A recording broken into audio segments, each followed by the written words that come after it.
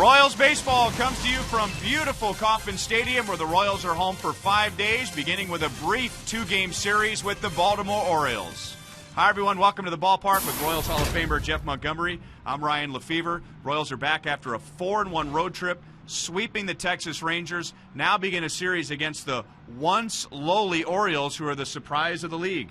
And Ryan, the surprise for the Baltimore Orioles has been their pitching staff. Their starting pitchers have pitched much better than expected. Their bullpen has been nails. But when you look at the Baltimore Orioles, you always think about offense.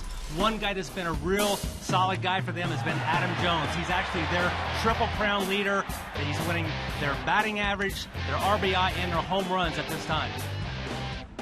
Orioles lead the league in home runs, so the Royals will have to be mindful of that. But Felipe Paulino starts for the Royals tonight, and while the Orioles lead the league in home runs, the Royals' ERA in the 4-game winning streak is 1.5. We'll have more from the ballpark right after this.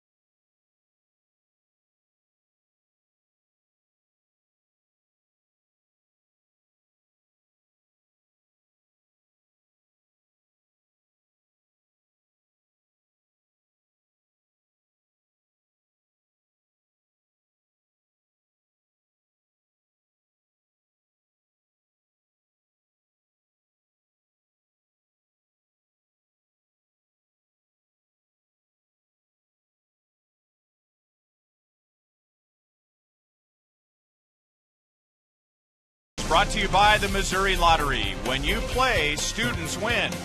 And by your Kansas City Chevy dealers, the official vehicle of the Kansas City Royals. We'll be back to talk more about the Royals bullpen right after this.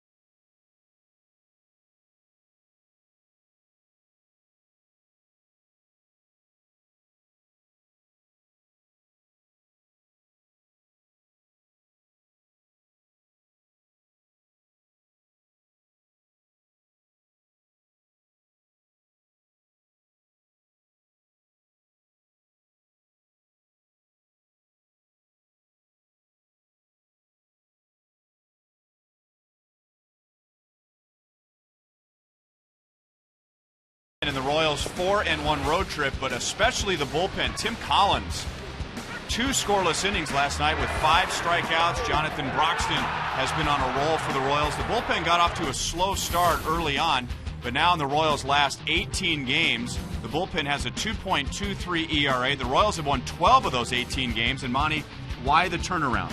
Right, I really believe Jonathan Broxton has a lot to do with this turnaround. And remember, Joaquin Soria out for the season, out of spring training. Greg Holland had the injury, which limited his production early in the season. But since Jonathan Broxton has emerged as that closer, now everyone else in that bullpen has really followed suit, and he's been the anchor of a very, very solid bullpen. Should be a fun series. 2 young teams trying to turn the corner, the Royals and the Baltimore Orioles. And the first pitch is next.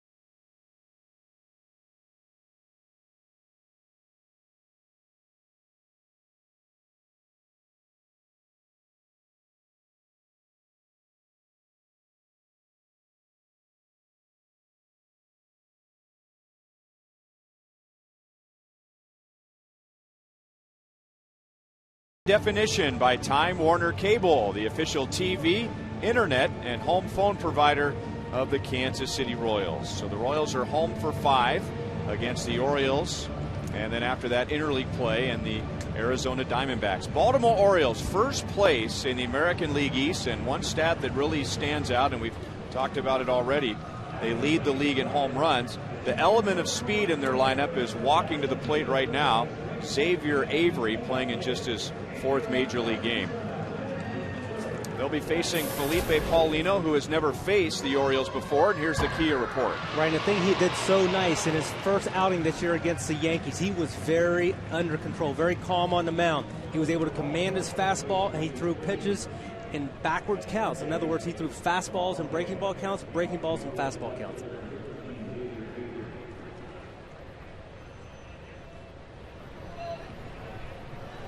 And Avery, who has very good speed, takes a strike, and the Royals are trying to take the bunt away from him. Moustakas way in on the grass on the left side.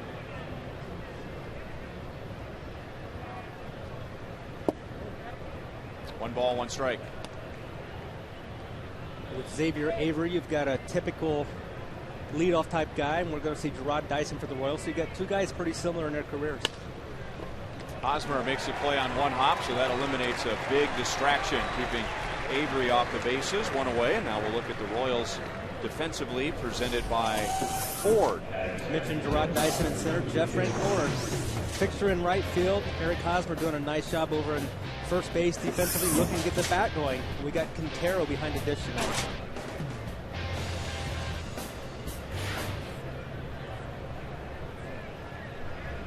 And now J.J. Hardy, who has opened the season with 9 home runs. 58 home runs hit by the Baltimore Orioles, but 38 have been solo home runs. And their ballpark obviously very conducive to the long ball, so I'm sure Felipe Paulino happy to be pitching against these guys in Kansas City tonight. Interesting stat for the Royals. They have allowed 7 home runs on the road this year. That's the fewest in the major leagues. But at home, for whatever reason, they've given up 24 home runs. That is very interesting. It's one of those stats that just don't make sense, but we see a lot of that in baseball. I just read a quote the other day I'd written down years ago. Pete Incaviglia, remember the big power hitter for the Texas Rangers? He said, you can't figure out baseball. And as soon as you figure out that you can't figure it out, then you've got it figured out. Well said. And Hardy, and that may have nicked him on its way back to the screen, so Hardy reaches with 1 out. Sure, this pitch was not intentional as far as hitting Hardy, just got away from Paulino a little bit, trying to come in. Oftentimes that sends a nice message early in the game, though, that I am going to come inside, so don't take too much of that plate. Absolutely beautiful night in Kansas City. 77 degrees. We started right on time. Time and temp brought to you by the parking spot at KCI. And now Nick Markakis hits it hard, and Alex, running through a streak of sunlight, makes the catch. So 2 down, and Hardy is back to first base. I believe they ruled that J.J. Hardy walked, so that pitch did not hit him. The 3-2 pitch from Paulino. So if you like to score along with us, it's a 1-out walk. And now 2 down, and Adam Jones coming to the plate. And that's another power threat for the Orioles. He leads Baltimore with 11 home runs. This is a player that really rounded out into a complete player, Ryan. Gold Glove Award winner in 2009. Just really a total package for a player now.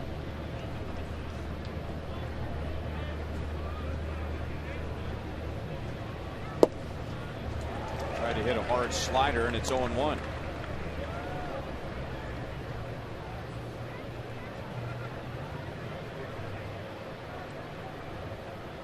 Mentioned that Felipe Paulino has never faced the Orioles. He has faced a few hitters in the lineup tonight,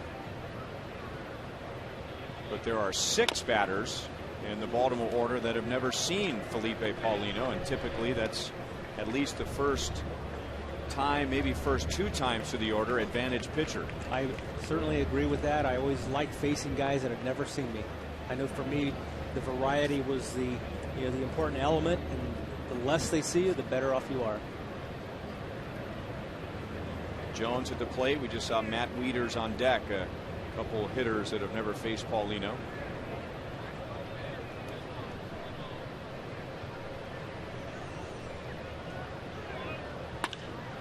On the ground to Moustakas, who gets a big hop, a force at second base, and the Orioles are scoreless in the first.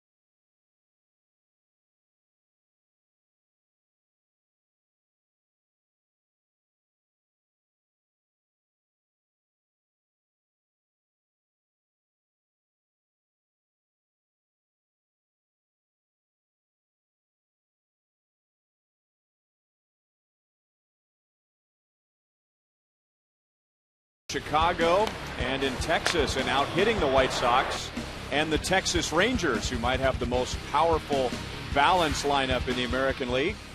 So it'll be Jarrod Dyson, Eric Hosmer, and Billy Butler coming up as we go to Joe Goldberg.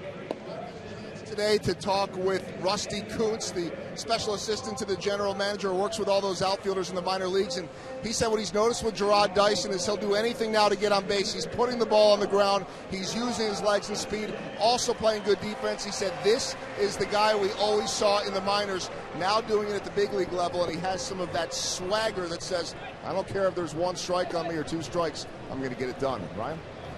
All right, Joel, and he did on the road trip. He was on base 12 times in the 5 games. That's including 6 hits, 6 walks, and he was also hit by a pitch. So 13 times on base.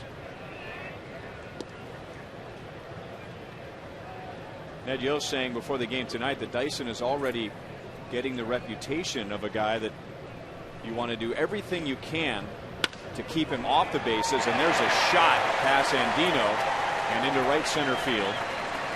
So Dyson is on, and you can speak to this, Monty. Ned was saying there are certain guys, a pitcher is telling himself, I can't walk this guy, I can't walk this guy.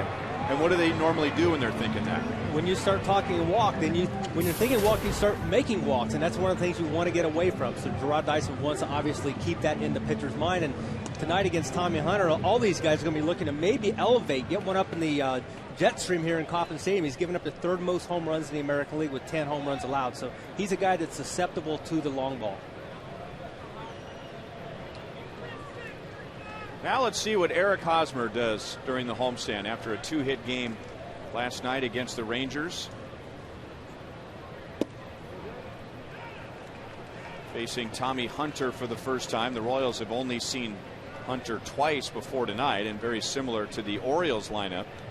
There are very few hitters in the Royals batting order tonight that have faced Hunter. In fact, only 3, and nobody with more than 4 at-bats.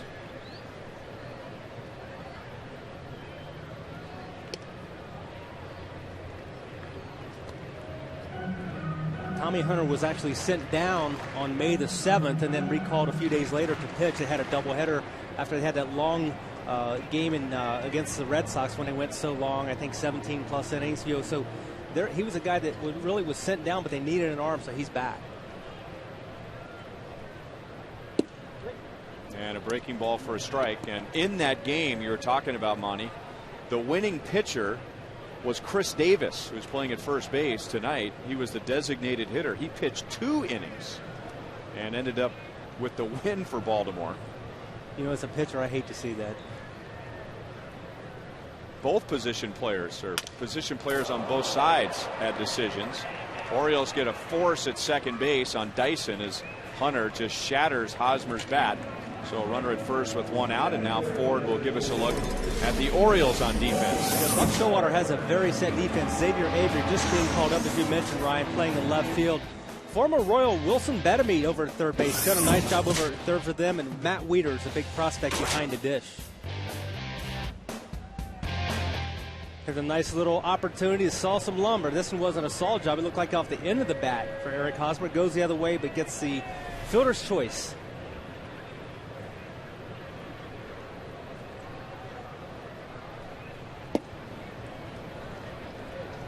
Little low, and ball 1 to Billy Butler. Billy had 5 hits on the road trip. He drove in 4 and leads the Royals with 27 runs driven in, and still among the league leaders in that department. He is 5th.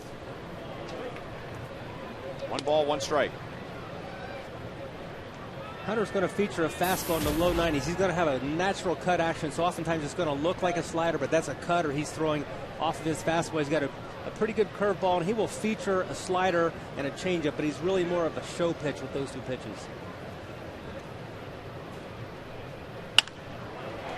Down around the end of the bat, and the Orioles will turn that into a double play. So the leadoff single doesn't turn into anything, and at the end of 1, no score.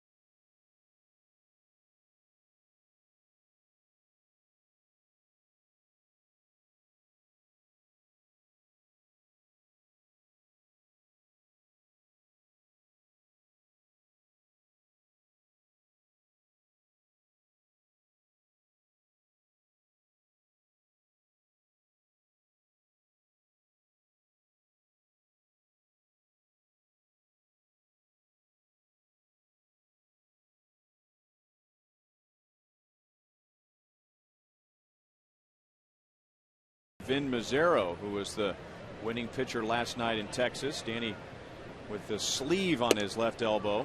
Still going to wait and have a second opinion before deciding whether he's going to have the Tommy John surgery.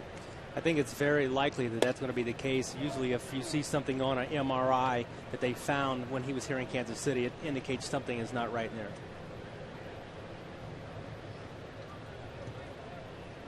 Matt Wieters leads off for the Orioles, and Paulino makes a good pitch in on his hands. Wieters was an all-star last year for the Orioles, also won his first Gold Glove.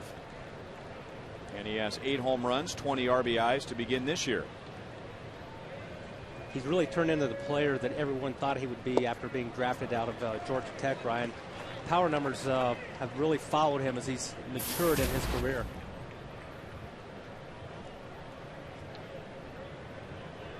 He was a college teammate of Blake Wood at Georgia Tech. And Paulino gets him with a good hard slider, and that's Felipe's first strikeout.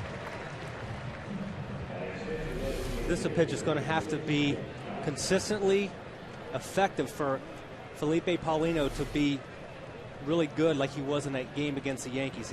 He's throwing balls when he wants to throw balls like there, and strikes when he wants to throw strikes. Nick Johnson is the designated hitter, batting .163, and that's after starting the season 0 for 28.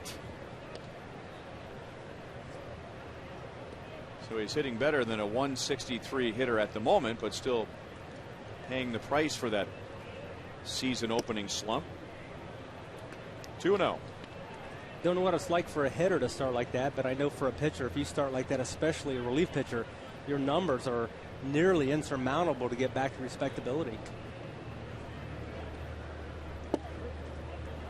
2 balls, 1 strike. Nick Johnson's been around for a long time. He's out of the Yankees system, drafted in 1996.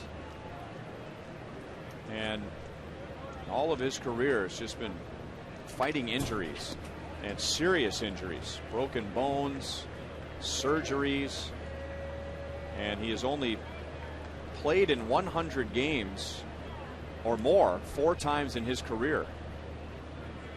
Made the Orioles this year as a non-roster invitee.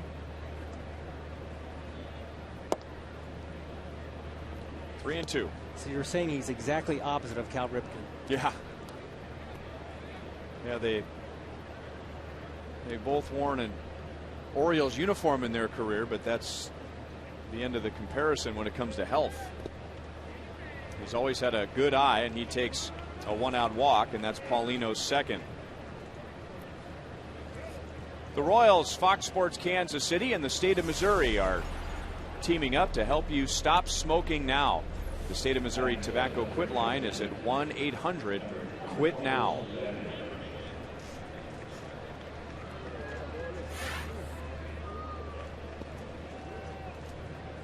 And here's a familiar face, Wilson Betemit, in his first year with the Baltimore Orioles. Played with the Royals in 2010 and part of last year, and then was traded to the Detroit Tigers.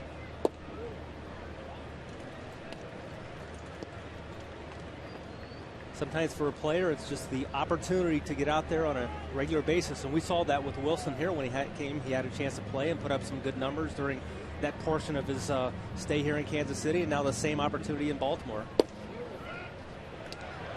Throw to first, and Johnson went back into the bag awkwardly. In fact, he almost missed the bag, sliding to the outside. Humberto Quintero wasting no time on establishing that he will throw behind you. Being new to the American League, a lot of these guys have not seen Humberto Quintero. I'm sure the scouting reports mention that he will throw at any time, but he sure likes to get the ball to third and to first base.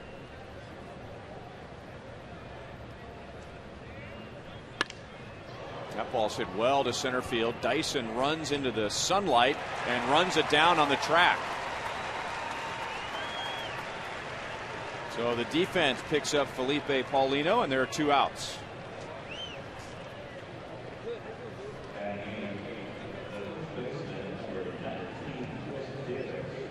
Gerard Dyson made that play look a little easier than it probably was, going from the shade into the bright sunlight over the right field foul pole for him. Nice job getting to the ball.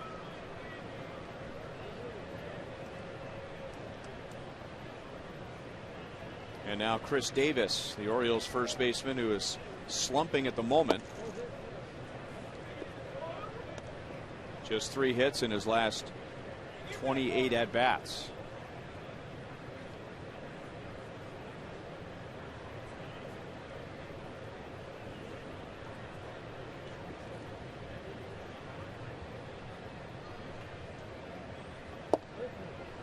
Good riding fastball, 1-1.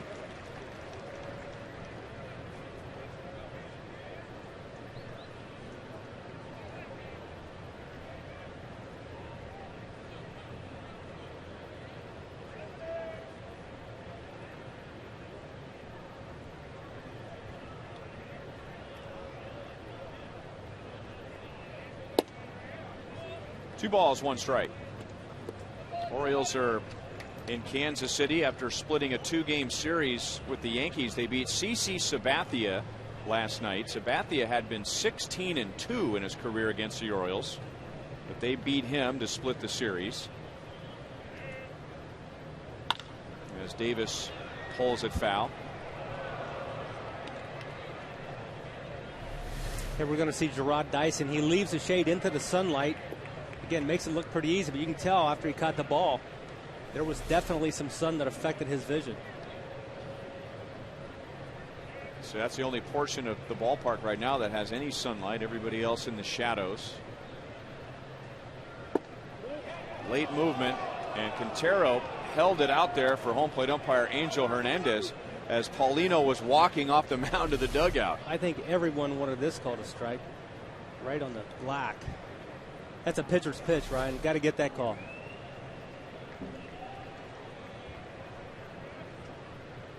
So a full count, and now Johnson, who doesn't run well, will get an early break at first. And Davis swings and misses as Paulino goes with a changeup. So Paulino strikes out his second. No score.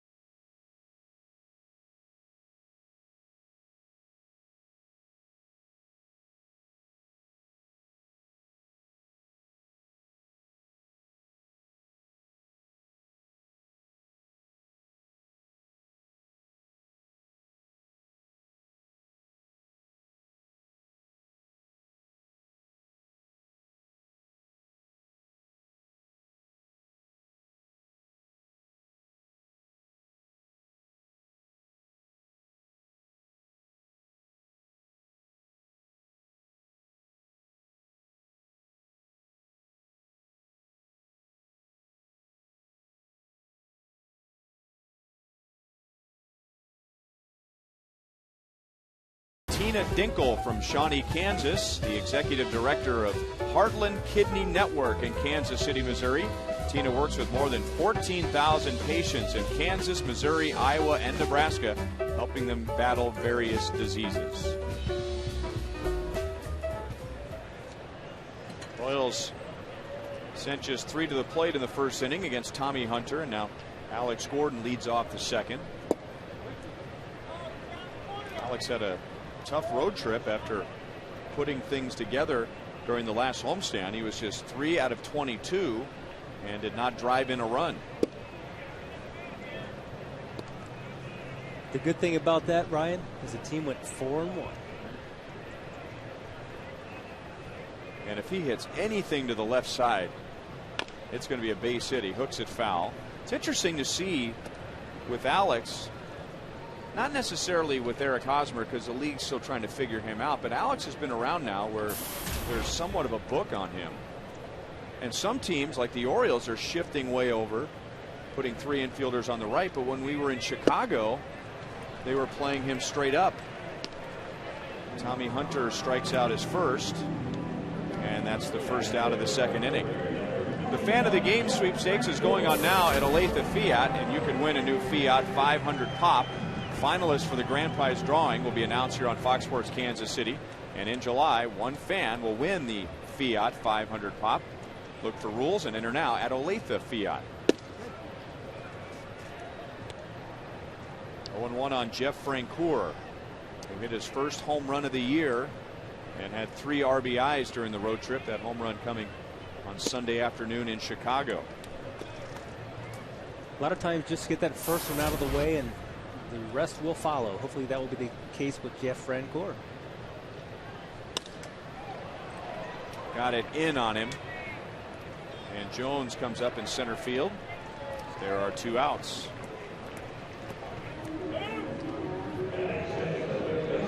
Tommy Hunter, first with the Rangers, a first-round pick out of the University of Alabama. That was in 2007, and then he got to the big leagues the very next year. He went 13-4 for the Rangers in 2010, and then traded to the Orioles. And we saw one of the players that he was traded for last night, Koji Uehara, who pitched in relief for Texas in last night's game. Chris Davis also coming over from Texas in that trade. Moustakas got a piece of it, and the foul ball got a piece of the catcher Matt Wieters. That's an ouch.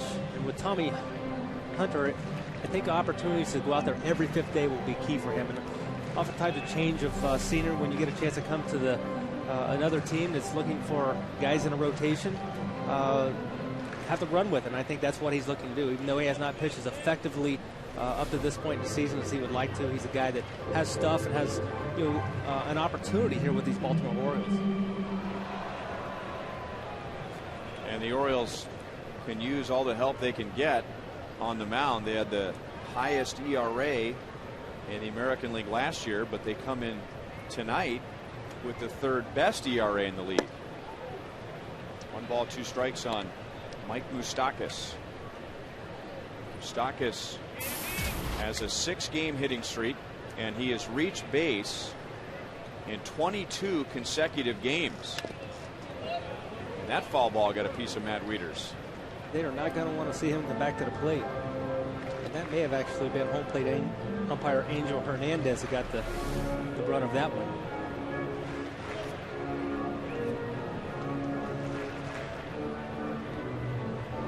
Mike McFarland used to call that the shark bite. Because that's what it felt like? I guess. Shark just out of nowhere came out from under home plate, took a chunk out of your leg. Yep.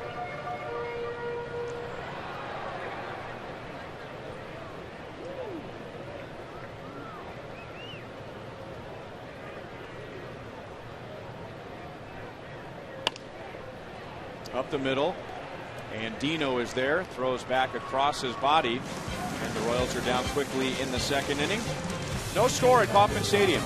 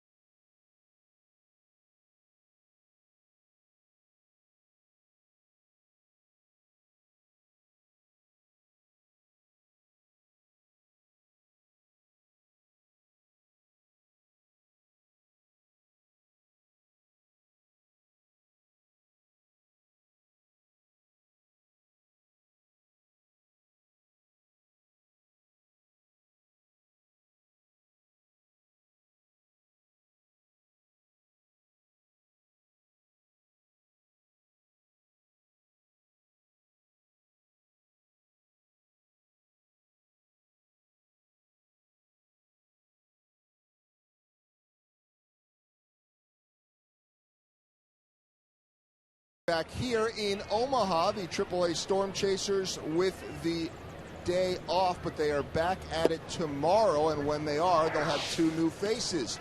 Right-handed pitching prospect Jake Odorizzi, outfield prospect Will Myers have been promoted today. They found out after their road game for Northwest Arkansas last night, drove to Tulsa, from Tulsa to Arkansas, packed up at the stadium around 1 a.m., and they each headed to Omaha today. We had Will as a guest on the pregame yesterday via the phone, and I talked to Jake on his cell phone this afternoon on the way to Omaha. He said he was extremely surprised and excited.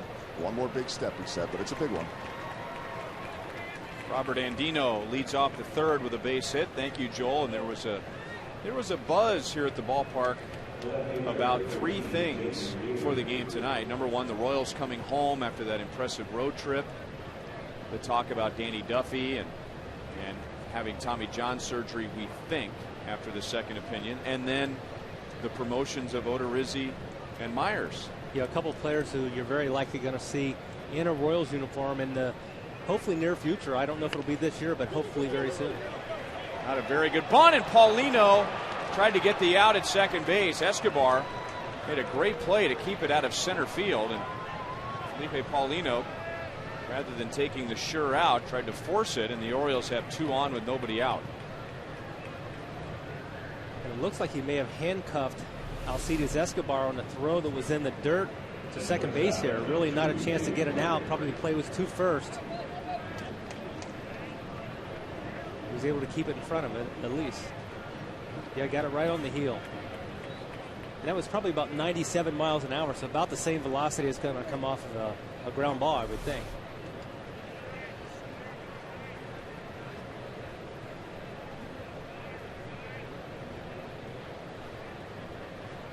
So his play prevents an even bigger mess, and now two on for J.J. Hardy, and Paulino walked him in the first inning.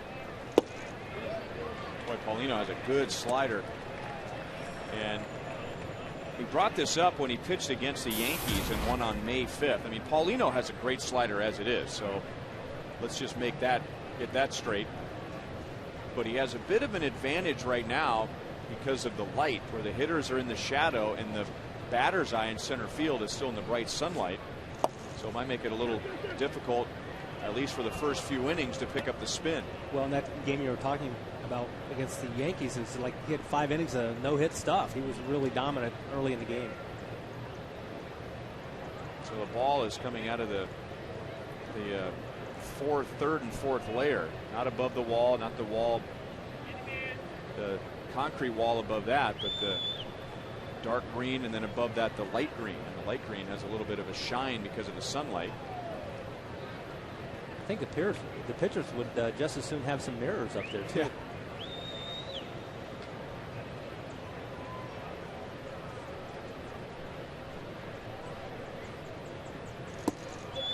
Nice stop by Quintero. 2 balls, 1 strike. J.J. Hardy 3 years ago was a cornerstone player with the Milwaukee Brewers, and then he was sent to AAA, struggling so badly. Had a good year with Minnesota in 2010. This is his second year with the Orioles, and he has 9 home runs already. Grounded to Moustakas, out at third and at second base. So Hardy runs good enough to avoid a triple play, but the Royals were going to give it a shot anyway, and they get 2 out of it. Ryan, I really think if Xavier Avery had not taken Chris Getz out so hard at second base, we may have seen a triple play. Nice instincts from Mike Moustakas. Nice feed. Avery quick, get down to second base quickly. Chris Getz at least able to hang on to the baseball.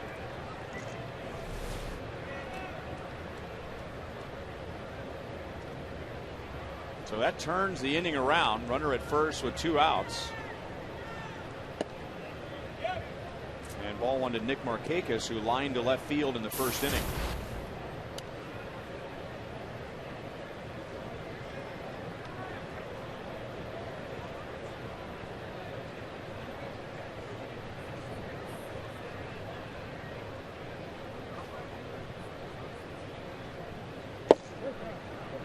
One ball, 1 strike. Markakis' batting average is down. Came into the game batting at 245, now at 243. He does have 6 home runs, 18 RBIs. He's had a dip in his power numbers over the past few years.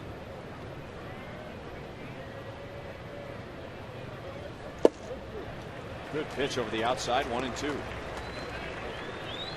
I was talking with Orioles broadcaster Mike Bordick, former shortstop with the Orioles today, about what have the Orioles done, and he said there's really nothing that stands out that makes it apparent that they're a first place team, but they've just gotten contributions up and down the lineup. In on the knuckles, and Moustakas will give it a try, but it drops foul. Last inning I was talking about beating CC Sabathia. What a lift that must be for a young team, and they just got through a stretch of games. The Orioles did a stretch of 15 games against the Yankees, the Red Sox, the Rangers, and the Rays, some of the elite teams in the league, and they went 9-6. So it's still early, but it's not that early, and the Orioles with a 23-14 record after finishing in last place last year for the 4th consecutive season, and they've had 14 consecutive losing seasons. It has been a while since they have been at the top of the standings. Tied with Tampa Bay. Last year the Orioles finished 28 games out of first place. That knocks Markakis off the plate, and it is 2-2. One other thing that Mike Bordick mentioned was the fact that they're really good up the middle. They're with Matt Wieters behind the plate, their middle infielders, and Adam Jones in center. They're really good, but their defense has not been solid this year. And unusual to see a team at the bottom in fielding percentages at the top of the standings. So getting back to your point, I mean, some of the numbers just don't add up. They have 36 errors. Only the Toronto Blue Jays have committed more errors in the league, and just one more. They have 37 errors. Over Hosmer, who is playing in, and Hardy will make the turn at second, and that'll put runners at the corners with 2 outs.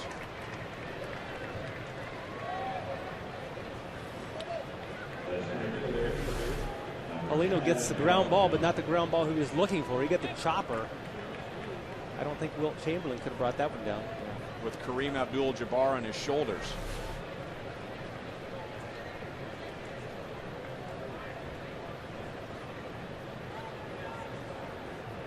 So a big matchup here. 2-on, 2-out. Adam Jones with 11 home runs, 23 RBIs, and Paulino got him on a ground out to third and a force out in the first inning. That breaking ball got away from him. Ball 1.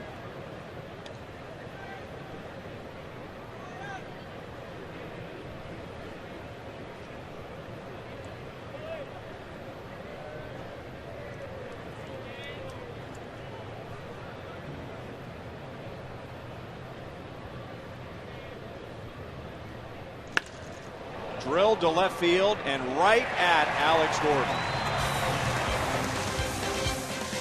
Orioles are scoreless in the third.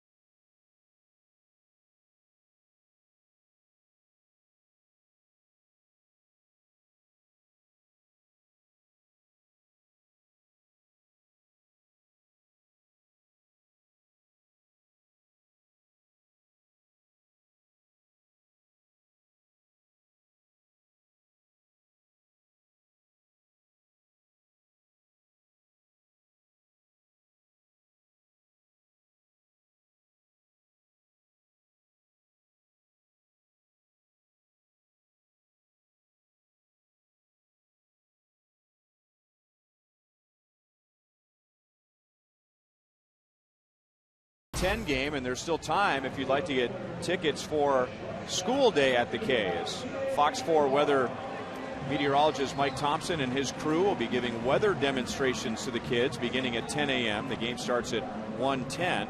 So come on out early and watch the Royals and the Orioles. School Day at the K. Royals.com/School Day for those tickets. Ryan, how many years have we had School Day at the K? It's been a long time. I think since every year I've been here, so that would be 14.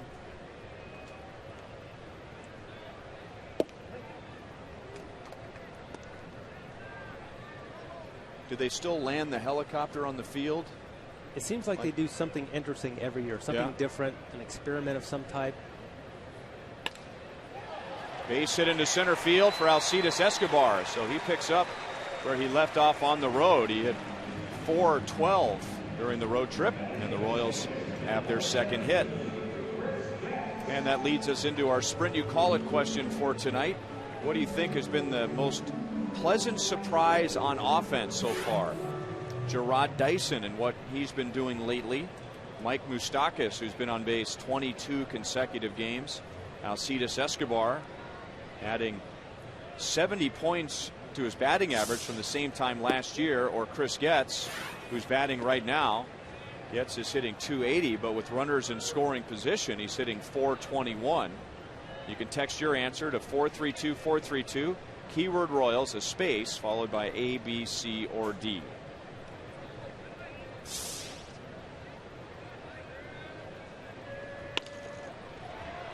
Andino to Hardy. Didn't give him a great feed, but the Orioles still have time to turn a double play.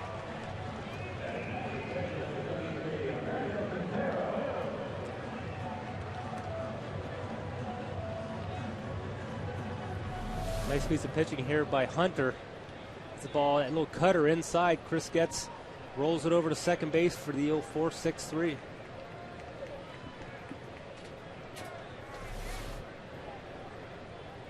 So the Orioles have turned 2 double plays. The Royals turned a double play in the top of the third inning, nearly turned a triple play. Hardy goes out from short and runs it down, and Tommy Hunter needs only 5 pitches to get through the Royals in the third. No score at Kauffman Stadium.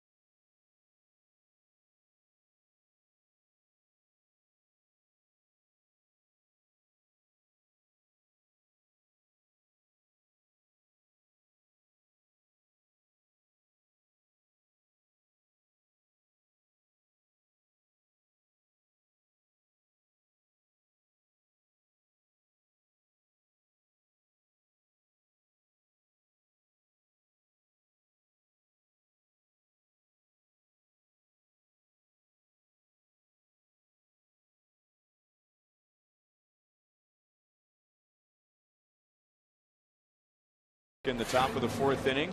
Girls Night Out is coming up here at Kauffman Stadium on Friday, June 1st, presented by your KC Chevy dealers. And the first 10,000 ladies will receive a Royals sun hat. The gates will open at 4:30 for pregame activities and the outfield experience. Go to Royals.com/Girls Night Out for tickets. Matt Wieters, followed by Nick Johnson and Wilson Betemeet. in the top of the 4th inning. Paulino threw a killer slider and struck out Wieters in the 2nd. And now a fastball is popped up to left, where Alex Gordon brings it down, 1 away.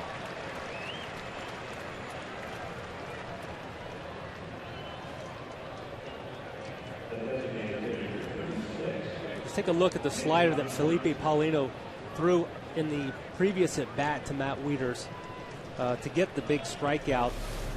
This pitch finishes off the plate, and that's a key right here. Finish that pitch off the plate. And that was actually, looks like more of a changeup, but he threw the nice slider early in the at bat. And now ball 1 to Nick Johnson, who walked in the 2nd inning. Paulino has 2 walks to go with 2 strikeouts. Last time up, we were talking about some of Nick Johnson's injuries. Here's a list. He broke his right hand in 03, his right cheekbone in 04, his right leg broken in 06, had surgery, right knee surgery in 06, wrist surgery in 2010, and he's still going. Drink more milk.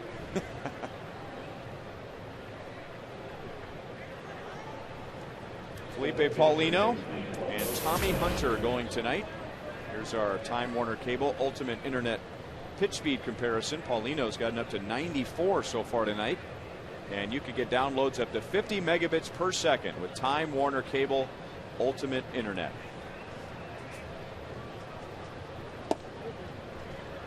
Tommy Hunter just had a 5-pitch bottom of the 3rd, and now Paulino working on a quick 4th inning. Well, we've seen Paulino hit 100 miles an hour on the gun here at Kauffman Stadium before, but I think this 96, 97, 98, that's a good range for him. That means he's under control, he's commanding the fastball.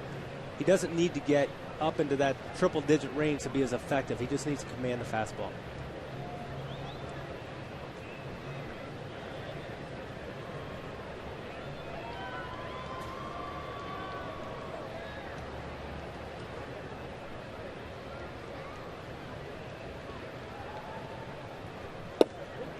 And that's at the knees, and it's 0-2. And for some pitchers, I know the harder they throw, the more the ball straightens out.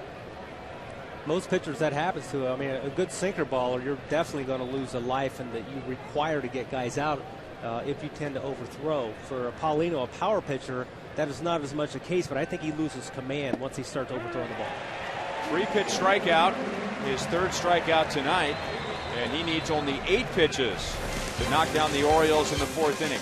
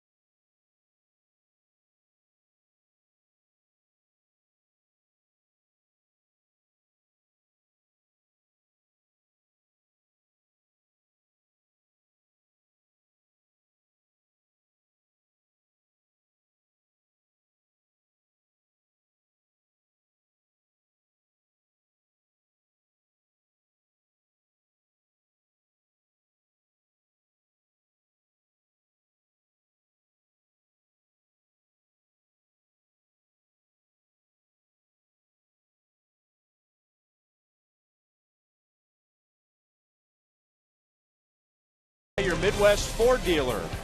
By Panera Bread. 23 KC Metro locations are now open in Brookside.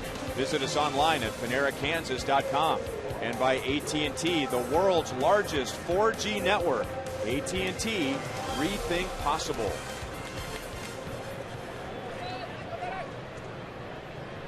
No score and only 4 hits so far combined. Royals and the Orioles, and Tommy Hunter facing the minimum in the first 3 innings thanks to a couple of double plays. Gerard Dyson led off the bottom of the first with a line drive past second baseman Robert Andino. Now batting .314.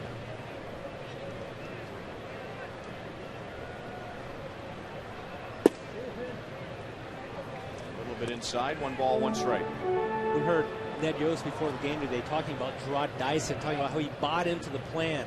He made the adjustments that they requested him make, and that has really translated into him becoming a really efficient leadoff hitter. One of the subjects of our sprint you call it question for tonight. Biggest surprise on offense, and 36% right now going with Gerard Dyson, followed by Mike Moustakas. Now Alex Gordon did a wonderful job for the Royals last year leading off. But it's been a while since the Royals have had a prototypical leadoff hitter, if there is such a thing anymore. I guess I'd have to go back to '99 and 2000 when Johnny Damon was here. Johnny certainly was that type guy. Saw a lot of pitches, did a lot of walks like we see here with Gerard Dyson. Go back early, had Willie Wilson, who got on base a lot. Found a way to get on, whether it be through the hit, using speed to some way to get on base, and then after they get on, that's what we talk about. Use that to the advantage, disrupt the pitcher's the way he works, and get some throws over there to make the pitcher work to get you out.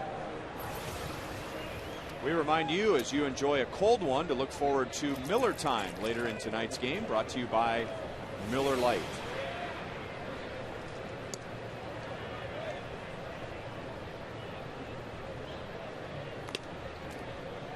Dyson has 4 stolen bases, but it's more of the threat of the stolen base here that the Royals would like to see to get Eric Hosmer going. Hoping that he'll see more fastballs. Pitcher trying to do everything he can to get the ball to home plate as quickly as possible in case Dyson takes off for second base in order to help the catcher out. And that can work to the advantage of the hitter. Orioles thought he might take off. The other thing that happens, Ryan, is when you have a speedy guy like a Dyson on first base, or getting signs in from the catcher who are getting him from the bench to step off, throw over, pitch out like we just saw here. So it really disrupts the pitcher's ability to concentrate on the batter. So it works.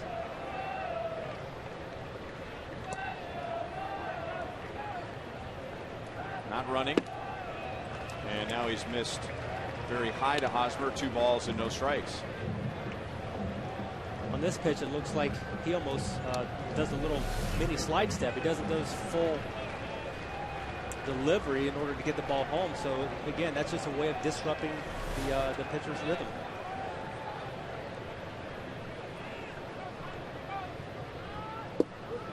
Hosmer taking all the way. 2 balls, 1 strike. Just 4 hits on the road trip for Eric, but 2 of those were last night. Grounded into a force out his first time tonight. That pitch stayed up, jolted to center field, and Jones right in front of the track to make the catch. Dyson bluffing a tag as Jones makes a strong throw back in.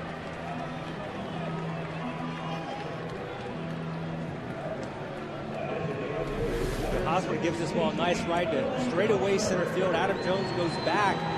He makes a play, and he's aware of the speed of Gerard Dyson at first base, so he's going to make sure that he gets the ball in well ahead of Gerard Dyson having any opportunity to tag up from first and move on to second base.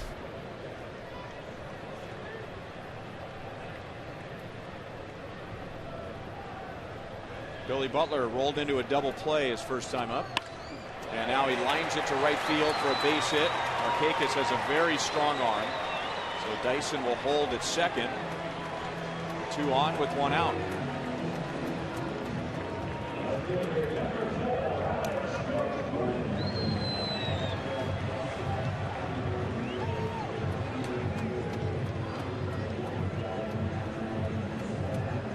Billy actually, first time up, rolled a pitch to the shortstop, and that resulted in the double play. And this time, staying back and going the other way. And when he is right, he's hitting a lot of balls to right field, right center.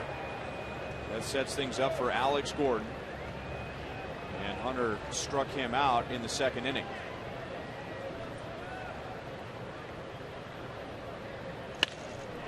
Line to first, and that'll be an inning-ending double play, and that is the third double play in 4 innings for the Orioles tonight.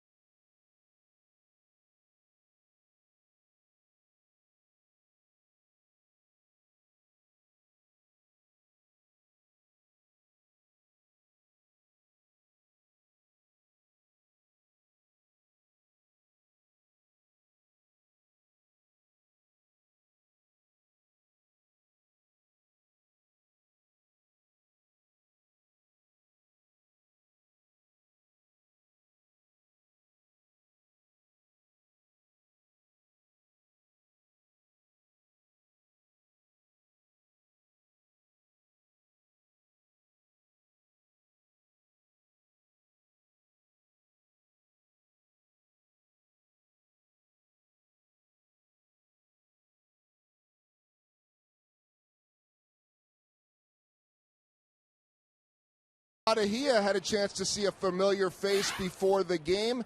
Umpire Angel Hernandez. The Hernandez and Kadahia families have known each other since 1968, and it was both gentlemen's fathers that started a baseball league down in Miami called the Hialeah Corey League. About T-ball to 16 saw names like Jose Canseco pass through there, Rafael Palmeiro, Alex Fernandez, and the two grew up together. Chino grew up with Angel's older brother, and Angel grew up with Chino's younger brother, so they've known each other a very, very long time. I learned this, Ryan, that Chino's nickname back then was Chichi. And also, Eddie Rodriguez grew up around there, and his nickname was Caballo Loco, Crazy Horse. Crazy Horse. They say he played the game very hard. But two men who have a lot of respect for each other, actually all three of them. And, of course, Chichi in Spanish means Chichi. Chichi means Chichi. You know what else is interesting, though? Chichi played and was a great catcher, and Angel was a very good player, too. And then Angel started umping in that league, and his supervisor was Chino Kadahia. So he was kind of his boss back then. Maybe that'll influence a more liberal strike zone for Felipe Paulino tonight. I talked with Angel for a while before the game. I didn't go there. It might have been nice. Very, very nice man. Do you know that Angel, one of his brothers, was a first-round pick of the Brewers, and a large family, whose father recently passing away, Angel Sr., and they're going to name a road after him right through the park where they used to play baseball. That hit the bag. Getz, Royals almost had a play there. If Getz was able to grab that and pick it cleanly, he might have been able to get it over to Felipe Paulino, but it's an infield base hit for Chris Davis. Yeah, I don't know how he would have scored that, having it going off the bag to Getz, to Hosmer, to Paulino. It's like a Globetrotters play. We had that goofy play yesterday in Texas in the very first inning. Ground ball that went off of Eric Hosmer and ricocheted perfectly over to Chris Getz, and then Getz hit Vin Mazzaro at first base for the out. There it is. Yeah, a little 4-3-1. Pitchers love that. And that would be associate producer Sam Abramson all over that. That away, Sammy.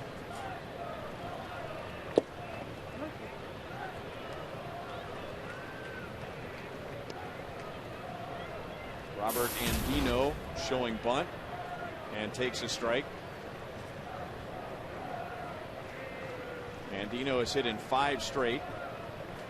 He's been presented a huge opportunity in Baltimore as Brian Roberts, their all-star second baseman, still bothered by concussion, post-concussion symptoms.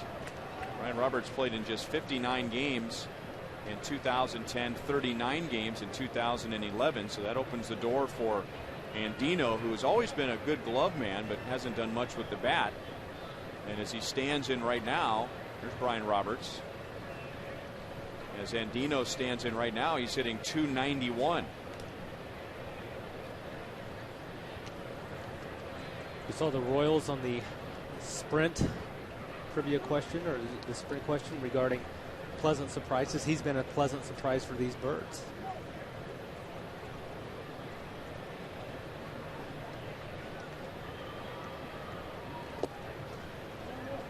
Good block by Quintero to keep it at home plate. 2 balls and 1 strikes on Andino, who was once a big prospect in the Florida Marlins organization, a 2nd-round pick. The glove developed quicker than the bat did.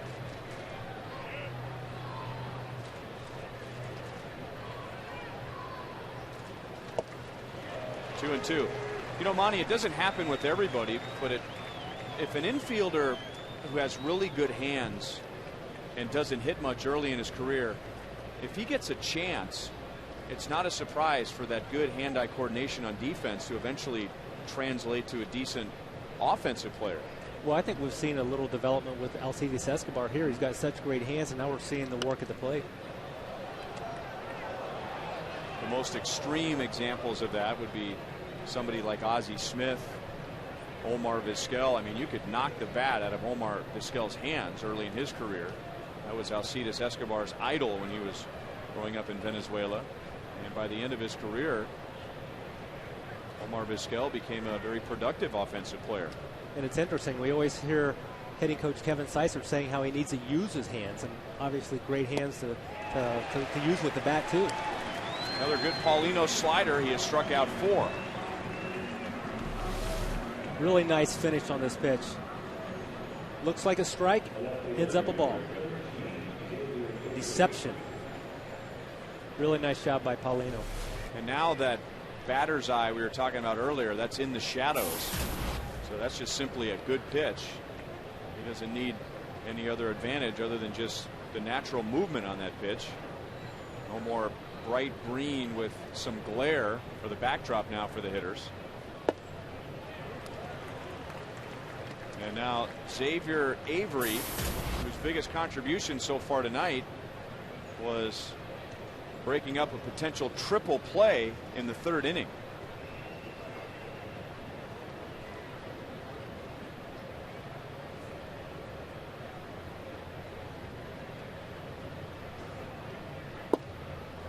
Good late movement, and it's 0-2. Like the way Paulino is attacking the strikes in this inning, going after him.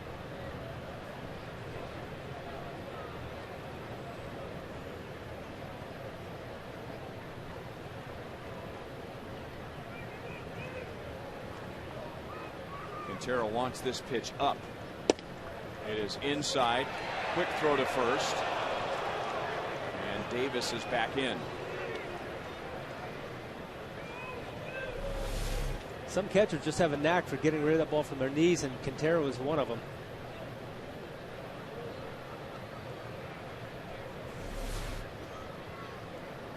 Saw Salvador Perez do that effectively in his debut last year. Nice quick throws.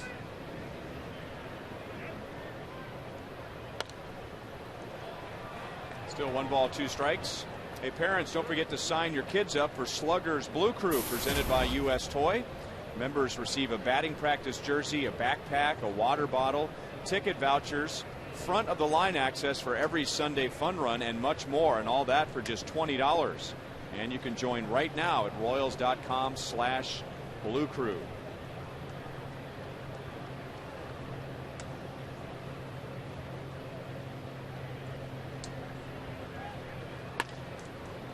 That is through the right side. It almost hit Davis. He'll stop at second base. And for Avery, that is his first hit tonight.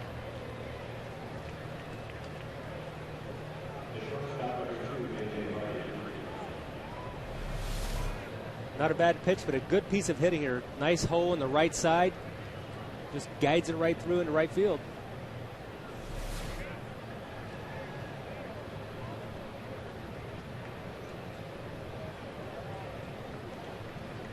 Last time J.J. Hardy came up, he grounded into a double play, but he reached. That doesn't seem to make sense. Ground into a double play and you end up reaching at first base. That's because he almost grounded into a triple play. So outs at third and second. And he was able to reach because of a good takeout slide by the runner Avery. Slider for strike one. Yeah, this is a very nice play. Instinctively, Moustakas right on third base. Great feed to Chris Getz at second, but coming right down on him hard, too. Lucky Getz was able to stay in the game. 0-2 on J.J. Hardy. We showed you earlier Danny Duffy. He's still going to cheer for his team in the dugout, even though it looked like his season's over. And I was watching on one of the replays. He saw the chance for a triple play. He was jumping up and screaming in the Royals dugout as they were throwing that ball around the infield.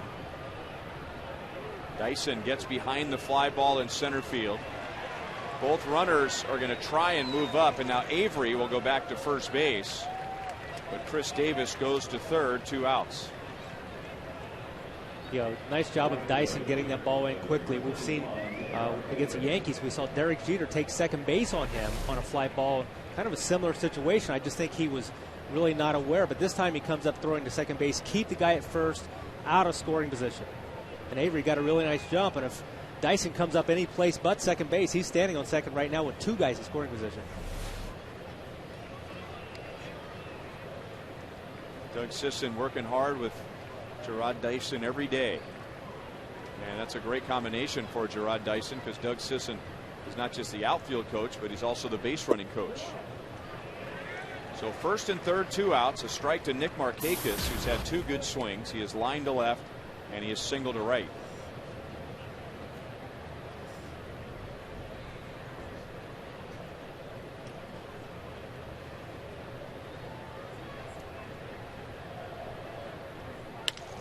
That was out over the plate and fouled away. They talk about Doug Sisson with the outfielders and the base runners, and anytime there's a letdown in either one of those departments, Doug Sisson takes it personally. He really takes ownership in the fact that they have not performed up to his level of expectation or their level of expectation.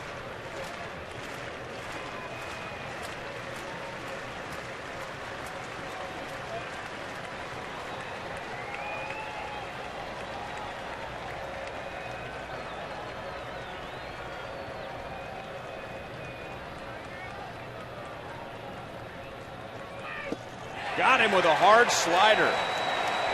2 hits, no runs for the Orioles in the 5th. That's 5 strikeouts and 5 scoreless innings for Paulino.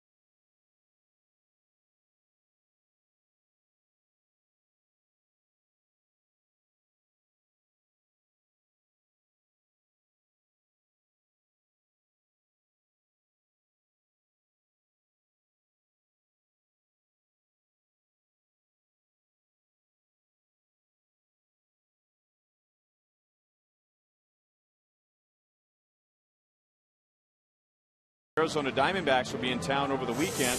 And coming up on Saturday, the first 10,000 fans will get an exclusive 2012 All-Star Garden Gnome presented by Pepsi.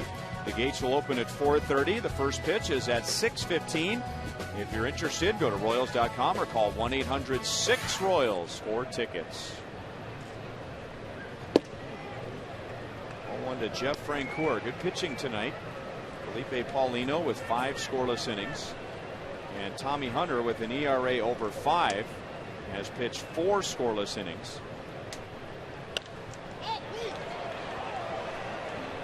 Wieters doesn't see it, so it's a long run from first base for Davis, and he goes sliding on the track. So a good effort not to give up on it, but it's that time of night where the ball can be lost in the sky. When that happens, Ryan, the pitcher's responsibility is to point that ball out to the catcher, because a lot of times he's looking up and he sees nothing. But see, he looks for the pitcher, he points, but I don't know if he even sees Hunter pointing to where the ball is.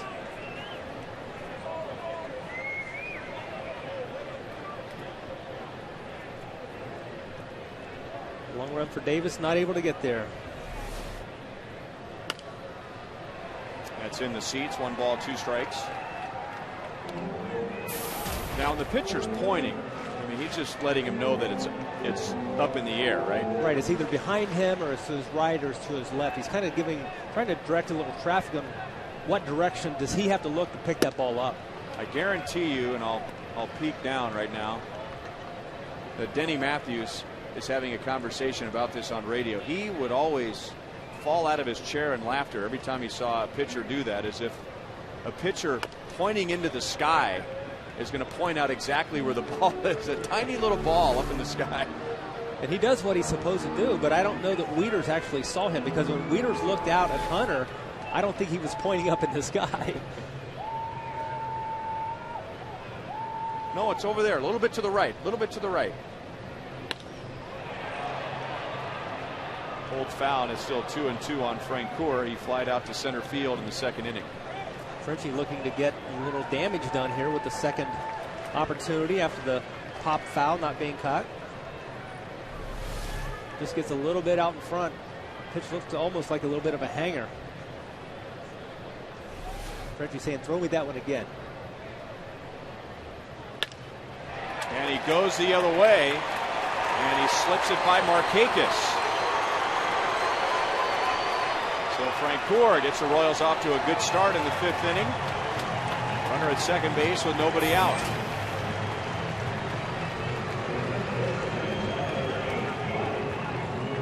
As a pitcher, when you get the ball up, you've done half the work for the hitter, and here Jeff Francoeur does the other half, and driving the ball down the right field line for a double. Nice to see out of Jeff Francoeur. You know, those last 2 swings are further evidence that Francoeur has really seen the ball. I mean, he got a hanger and he pulled it hard and foul, and then he got a fastball away and was still able to go the other way. That's what we see Billy Butler do so effectively. Use that other field so nicely. Popped up, and Hunter points in the air so that Bettamy can find it, and he makes the catch. Francoeur is still at second base. So Moustakas is 0 for 2. 2 teams playing well. The Orioles all year, the Royals recently, and when we look at our Toyota League leaders, and if you go back to April 25th, these 2 teams have the best record over that time span in the American League. And I think both of those teams have been pleasant surprises the way they've played as of late. And obviously the Orioles on top of the standings in the East, they've been a surprise all year long.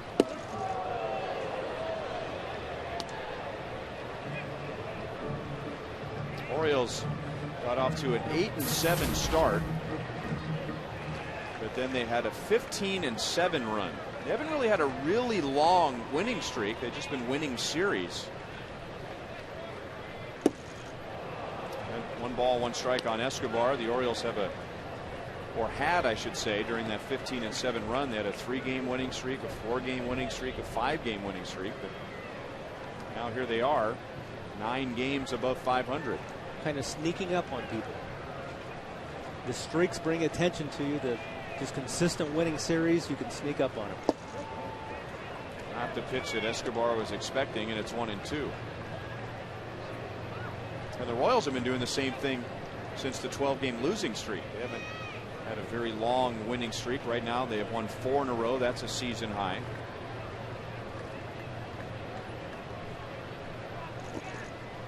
And not that the starting pitching has been as consistent or where the Ned Yolsteiner team wants it to be, but it's been much, much better since that 12-game losing streak. The starting pitchers have gotten deeper in the games much more consistently, and really that's what the Orioles have done this year. Their starting pitchers have given them a chance to win a lot of games.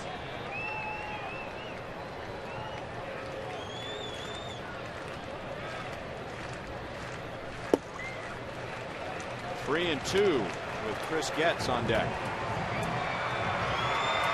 Escobar hit .412 on the road trip with 4 RBIs.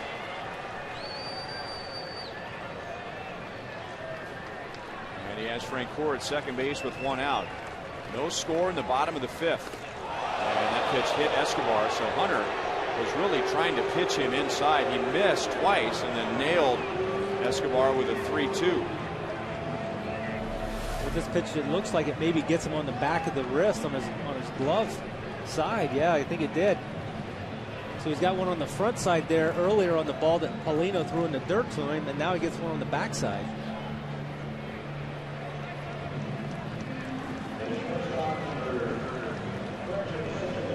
So here's the bunt when he got handcuffed at second base from Paulino. So he's got pain on both sides of that left hand now.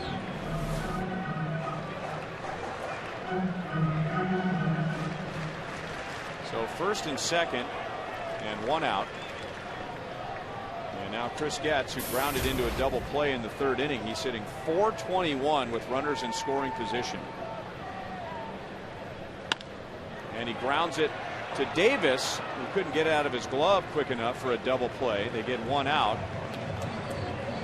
As Francoeur goes to 3rd, Escobar up to 2nd. Escobar and Hardy go back to the Milwaukee Brewers organization, and Alcides Escobar will tell you that his first mentor in professional baseball was J.J. Hardy, and Hardy just checking in on his pupil and making sure he's okay. Sure, it's always a good reunion, especially on second base. That means you've done something good to get out there.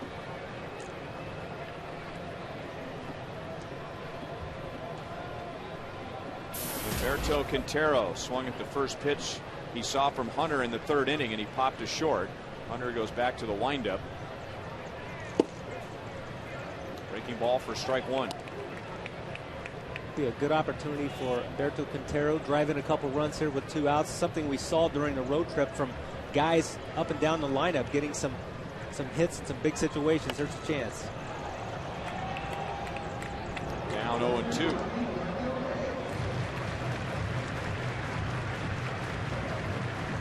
Tommy Hunter, in addition to having an ERA over 5, in his previous 2 starts before tonight, he had given up 9 earned runs and 10 in the 3rd innings.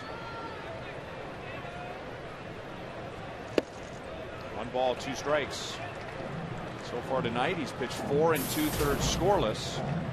Royals have runners at 2nd and 3rd with 2 outs.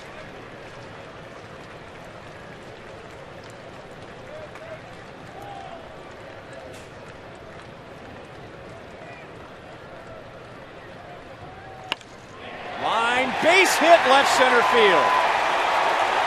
Quintero comes up big. 2 outs, down in the count 1-2, and he puts the Royals in front 2-0.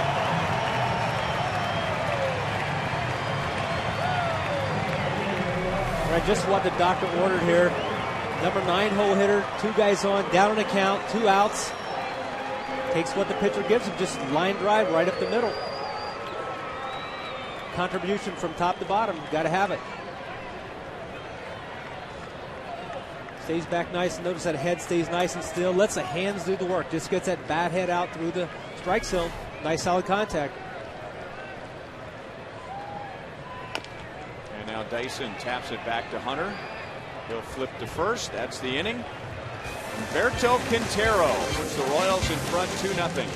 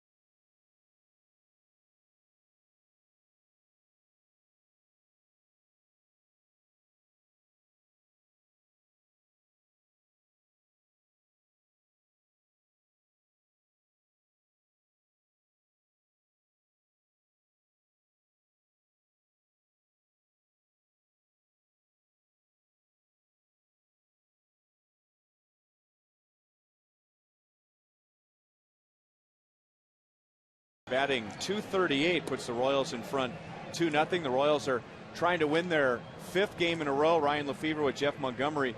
And in the first 4 games, the ERA has been very good, about 1.5, 5 scoreless innings tonight. And the Royals have gotten good timely hitting during the winning streak. Well, to keep this thing going, they're going to have to continue to get timely hitting up and down the lineup. We saw that with Humberto Quintero with the 2 RBIs here in the bottom of the 5th inning. And down in the count, 1 ball, 2 strikes. So now he'll have to put that aside for a moment and focus on his pitcher, Felipe Paulino, as Adam Jones, Matt Wieters, and Nick Johnson come up with a combined 21 home runs this year. Jones grounded out in the 1st inning and then hit a rocket to left field in the 3rd, but it was right at Alex Gordon.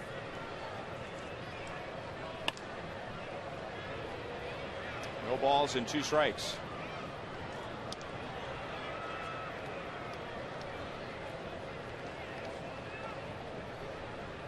I watch Adam Jones playing. It reminds me of a player that I played with and against back in the day, Eric Davis. Got that tall, lean body, good arm, good athlete.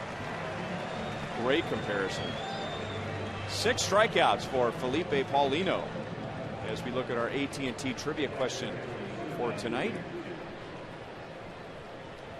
We're the only 2 to save 20 or more in a year for the Royals after starting their career in the National League. Huh. I think I know one of them. Yeah, I think you should know one. If you don't, you're going to get the surprise of your life.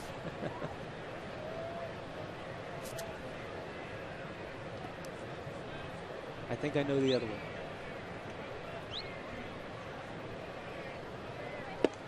And I don't think he's in the house.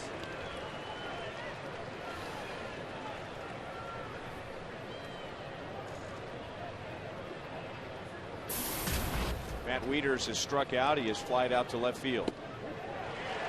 3-pitch strikeout, and Felipe Paulino is really on a roll now. So his buddy Quintero, giving him the lead, has fired him up. That's 7 strikeouts.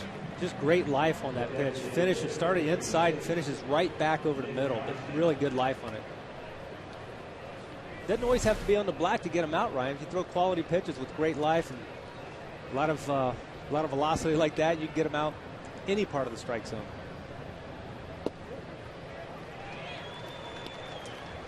He has thrown 7 pitches in this inning. All strikes. It was a 3-pitch strikeout against Jones, and then a 3-pitch strikeout against Wieters, and that's the first one out of the strike zone, 1-1.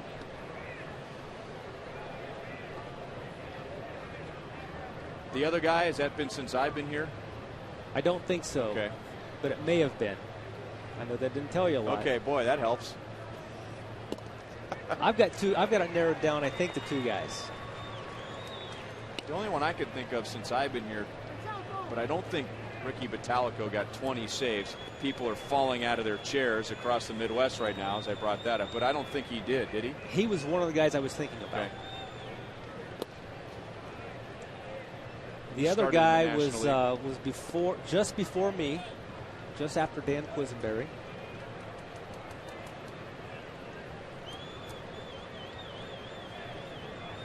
I'm just not sure he started in the National League, but I know he had some time in the National League.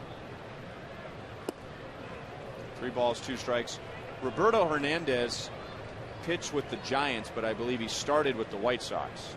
Correct? I think so, yes. White Sox, Giants, Rays, Royals, I believe. And of course, he was after you. Felipe Paulino has struck out 8 as he strikes out the side in the top of the 6th inning. Paulino and Quintero, and the Royals lead 2-0.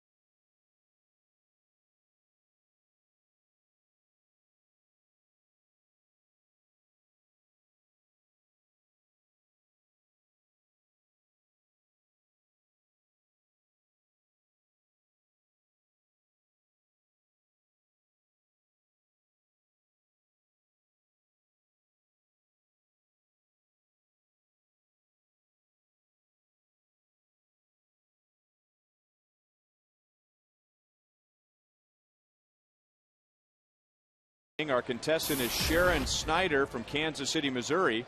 And if the Royals hit a home run in this inning, Sharon wins $3,400. A grand slam out of the park is worth $25,000.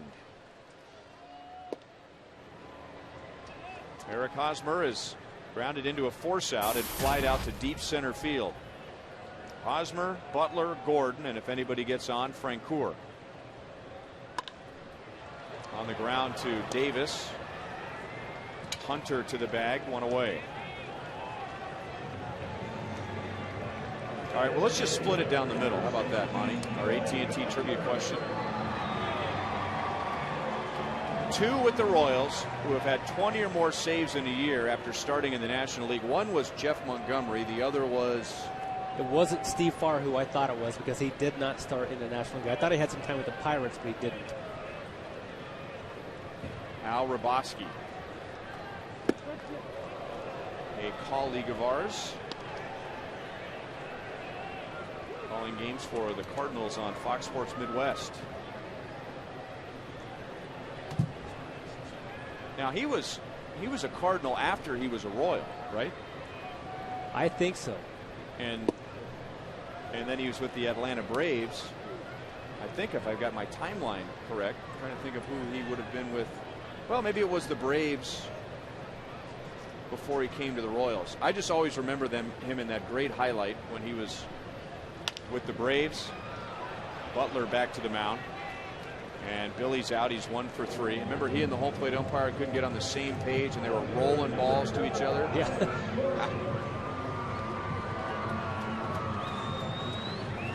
Got to stay on the umpire's good graces, otherwise he won't throw a baseball back to you. He'll just roll it.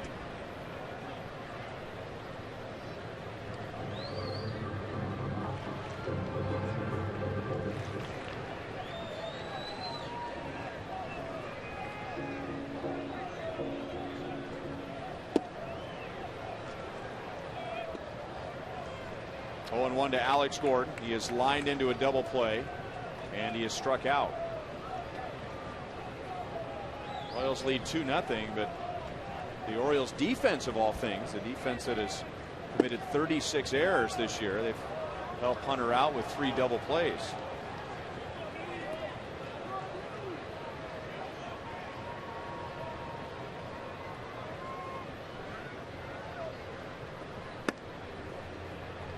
One and 2. I think it's interesting about Hunter. He's only thrown 64 pitches in this game tonight, so he's been very efficient with his pitches here with 2 outs in the 6th inning.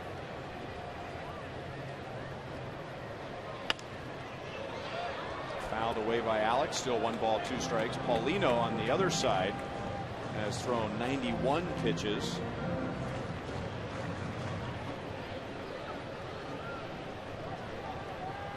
That's not as much of a concern with Felipe Paulino. I mean, the way he's built, you could easily go 120 with him if he's pitching well.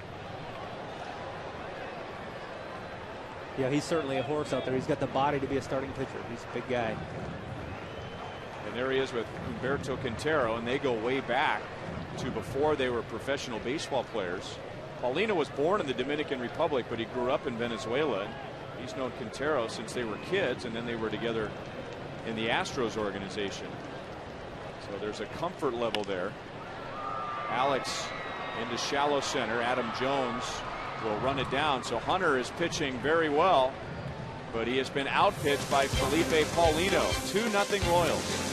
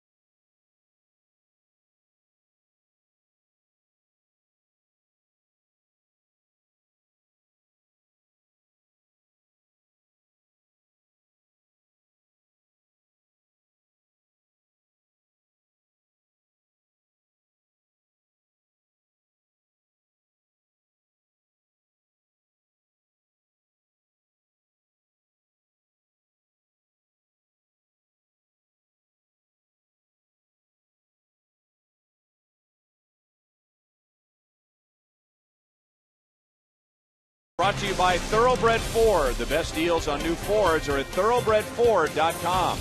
By Steel, find a helpful servicing Steel dealer near you. Visit steeldealers.com. And by AT&T Uverse, the new wireless receiver from AT&T Uverse. Visit att.com/freeyourtv. Rethink possible. 77 perfect degrees to begin the night. And now Alex Gordon unable to run down Wilson Bedemeat's drive to the opposite field. 2-0 Royals, but the Orioles have a runner at second base with nobody out. And Bedemeat is 1 for 3.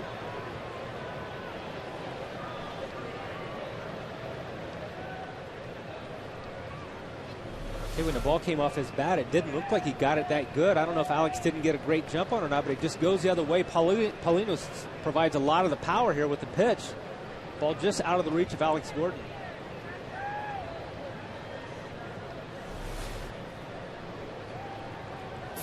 Bedemeat's 5th double.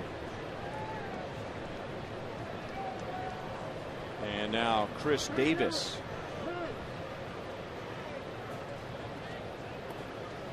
The Orioles have had quite a few base runners. They had a runner in the first, a runner in the second. They had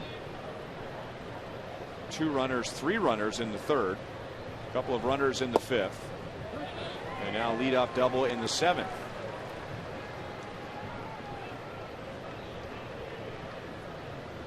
Paulino in the 6th inning struck out the side, and he has 8 strikeouts tonight, and that is a season high.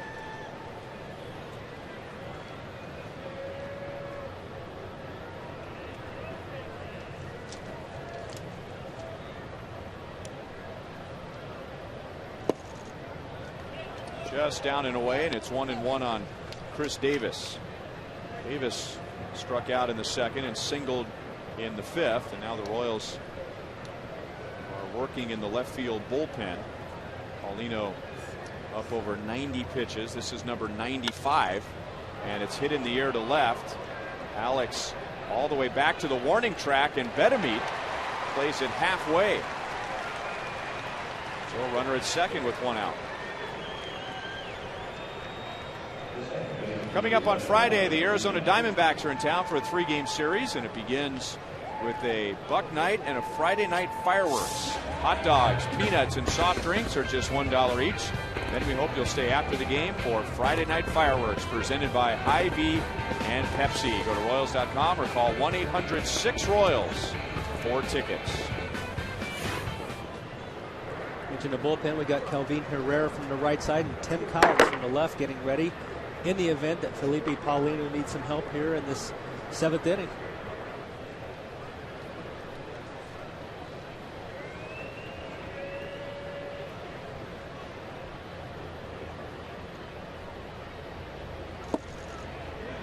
And now strike on Robert Andino. Irving Falou is now at second base for Chris Getz. Maybe feeling the effects of that Xavier Avery slide into second base earlier in the game.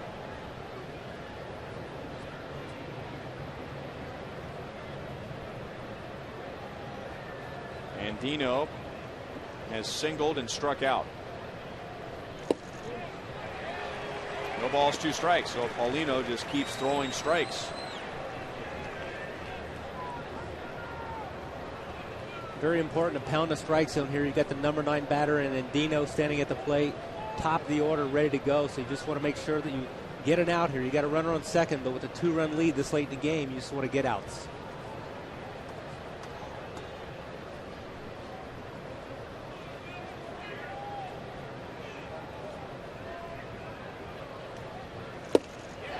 Got him with heat. 9 strikeouts. That's 2 shy of his career high. 2 down in the 7th inning. And as far as getting outs, they took it our Home Depot doing more on defense. Paulino almost got 3 outs on 1 pitch. Yeah, nice play again here. Moustakas over to Getzy. Getzy, this could be why he's not playing baseball right now. Really hard slide into second base by Xavier Avery.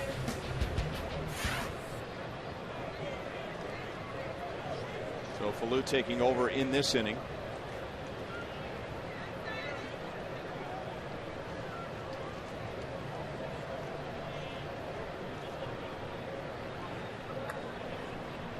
So that leadoff double, still standing at second base with 2 outs, as Xavier Avery, we just showed you his slide into Chris Getz, is 1 for 3 with a single. Felipe Paulino trying to turn in the 4th 7-inning start for the Royals this year.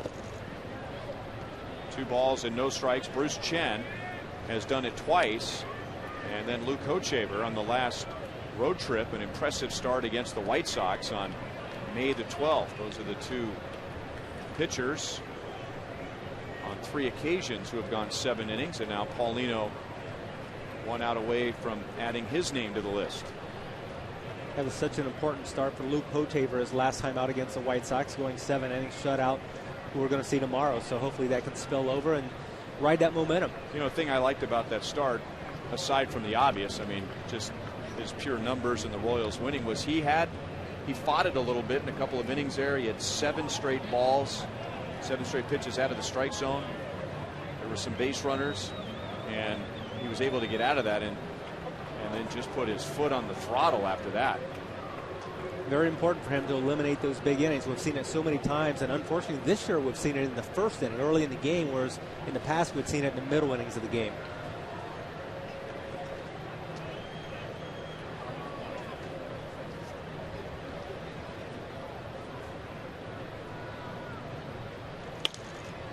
Two balls, 1 strike. We just got word about Chris Getz that it was a contusion to his rib cage, not his ankle. So, and it was on the collision. So I'm with you. I mean, I see that front foot on the ankle. Oh, it was with Davis. Correction, not the slide at second base, but when Chris Davis had that base hit off the bag in the 5th inning, then Getz and Davis collided after Davis ran through first. Yeah, it looked like it was a little activity there after he ran past the bag. Sure enough, it didn't look very serious then, but big guy here with Chris Davis. He was smiling there.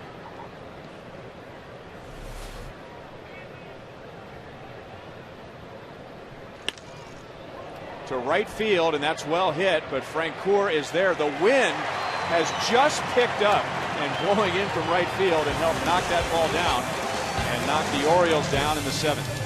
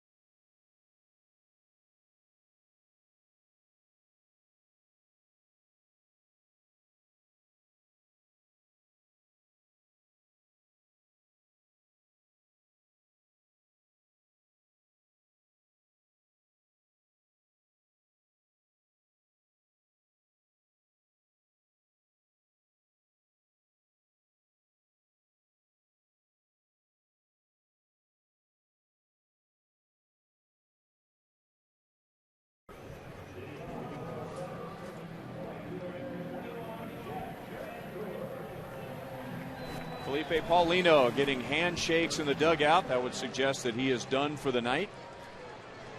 7 scoreless innings against the team with the most home runs in the American League, holding them to no runs, 5 hits. And his catcher, Humberto Quintero, has driven in the 2 runs, and that was with 2 outs in the 5th inning. Jeff Francoeur doubled to start that fifth. With one out, Escobar was hit by a pitch, and with two outs, Quintero got them home. Francoeur is out. 1 for 3. Let's check other scores with Joe Goldberg. All right, Ryan Panera takes us around the league. Cleveland all over Seattle behind Travis Hafner. Minnesota putting up a 9 spot so far and winning in that one. New York getting trounced by Toronto. Edwin Encarnacion, what a start that he has had on the year. Tampa Bay over Boston. Texas on top of Oakland. Chicago and LA just about to get underway. All right, thanks, Joel. Ball 1-2.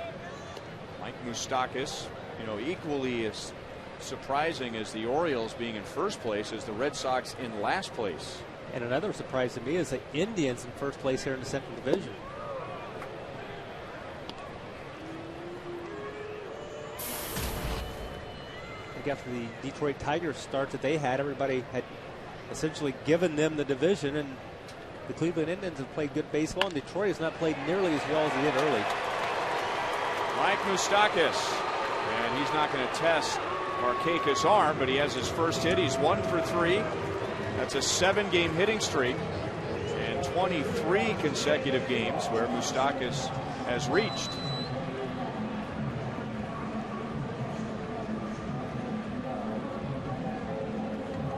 So 1 on, 1 out, and we remind you, if you're hitting the road this summer, you can take the Royals with you. Just subscribe to MLB.tv. You'll see every Royals out-of-market game live online and on your favorite devices in HD quality. Go to Royals.com to order and get more details. MLB.tv. Baseball everywhere. Ball 1-2. Alcides Escobar, who is single. He's been hit by a pitch, and he has scored a run. Tommy Hunter, with 1 out in the bottom of the 7th, has thrown 73 pitches.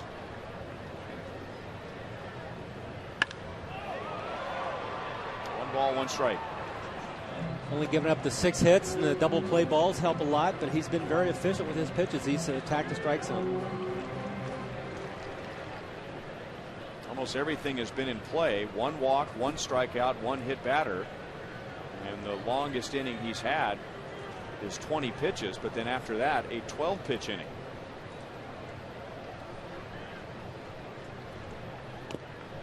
Bunting foul.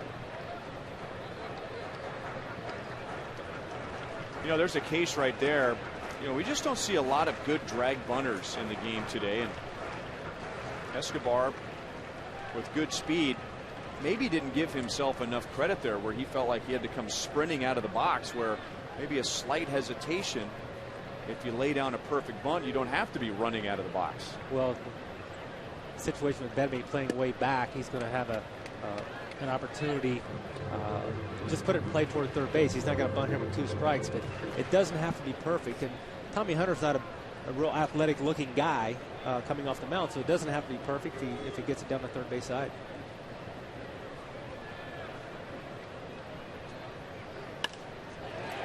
The other way, Markakis, who's a Gold Glove winner, runs it down. 2 outs. Moustakas is back to first.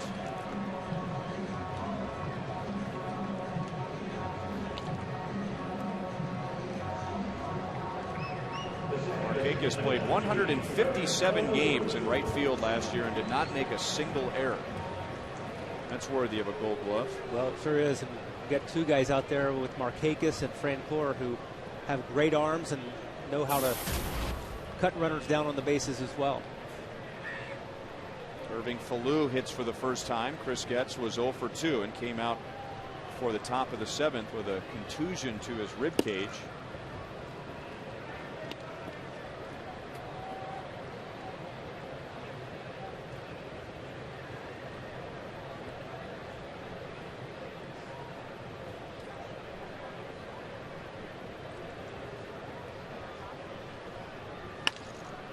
Up the middle, Hardy runs it down, turns around, and throws it off the screen in front of the Royals dugout.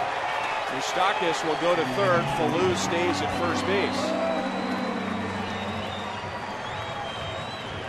It's going to be a base hit for Falou and then an error allowing Moustakas to go to third. Yeah, Hardy does a really nice job on getting this ball that's almost over the second base bag. So it covers a lot of range, covers some ground going to his left, makes a spin throw, and just gets away from him. I think he had a little more time than what he thought he had. I think he thought it was going to be bang bang, but if you can see, he had a couple of steps to get Falou at first.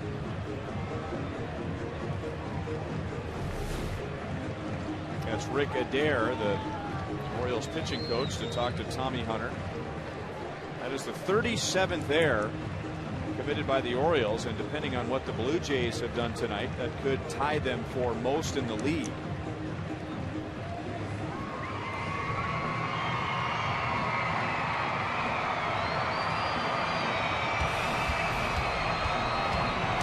On Saturday, baseball is coming up on Saturday with the Arizona Diamondbacks here. It's Fox Saturday Baseball prime time. Rex Hudler will be part of that broadcast. 6:15 with the first pitch. Coverage beginning at 6 o'clock on Fox.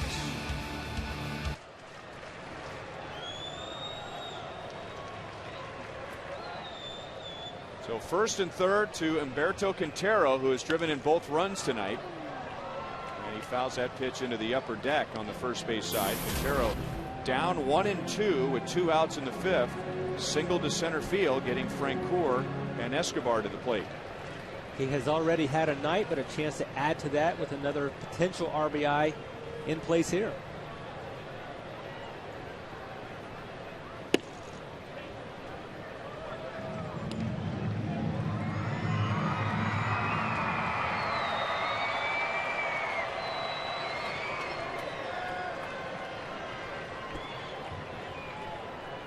Tommy Hunter 1 out away from going 7 innings for the 3rd time this year. And Quintero grounds it to Betemit, who bobbles, recovers, throws high, and out of all that, the Orioles get the final out of the inning. It was interesting, but the Royals are scoreless.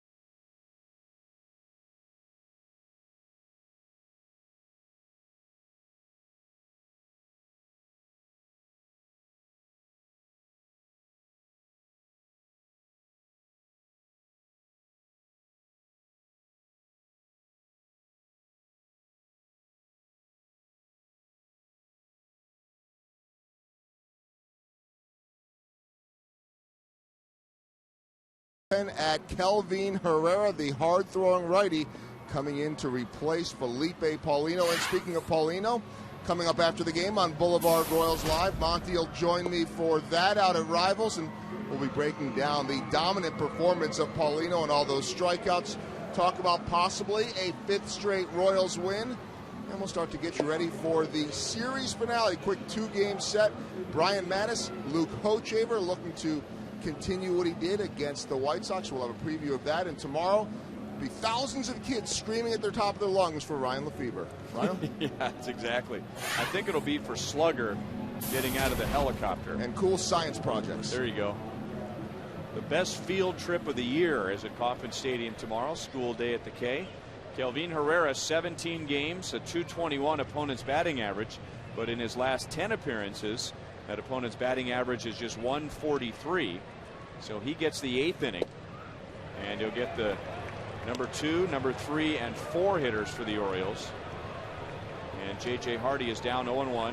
Hardy 0 for 2 with a first inning walk. That is into the left field corner. So for the second straight inning, the Orioles have a leadoff double. Really starting to get a little exposure around the American League now. He threw a really nice fastball, triple digit, over 100 miles an hour. He comes back with his signature changeup, which is in the upper 80s, still a hard pitch, but Hardy waits back nice and makes it pay with the double here.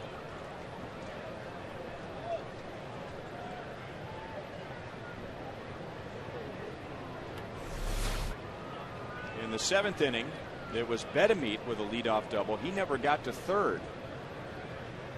As Paulino got Davis on a fly out to left, he struck out Andino. And now Markakis goes the other way. Hardy coming around third. Alex Gordon throws to the plate instead of second base. And Markakis is into second with an RBI double, and now the tying run is at second with nobody out.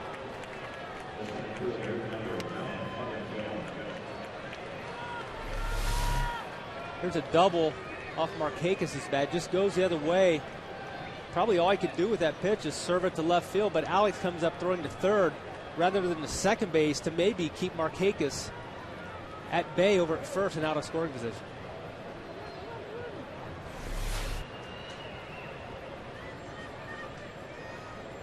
So it's a 2-1 game.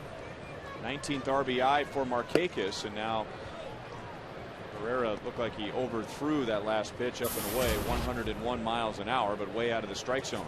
And the thing I think he's really done a nice job of as of late is mixing in his curveball. His curveball probably his third pitch, but he's a fastball changeup guy, and I think when he mixes that curveball, and he's a much better pitcher. Pickoff play, second base, almost got him. Falou thought that Markakis was out.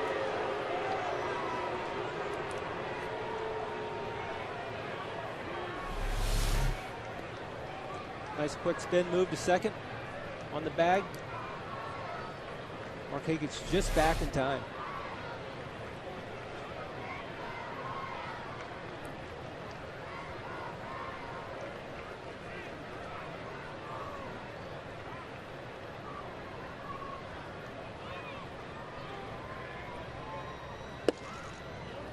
Two balls and no strikes on Adam Jones. We've talked about the effectiveness of our bullpen as of late, and they've done a great job. And now with Kelvin Herrera with a leadoff double and a follow-up double, got his work cut out for him to save this potential win for Felipe Paulino. Royals bullpen before this inning had allowed 3 earned runs in 26 innings. Ball to strike. Jones doesn't agree.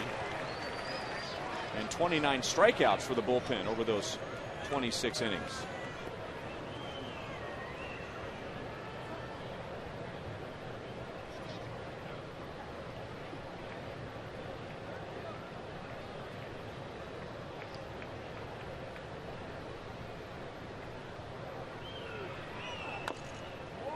Two and two. Certainly don't want to give in a situation to Adam Jones, but he's probably the one player in the Orioles lineup that you're going to circle going into the game, that you're not going to let this guy beat you. So you have to be very careful with him. Herrera replacing Paulino, gave up the double to Hardy and then a double to Markakis.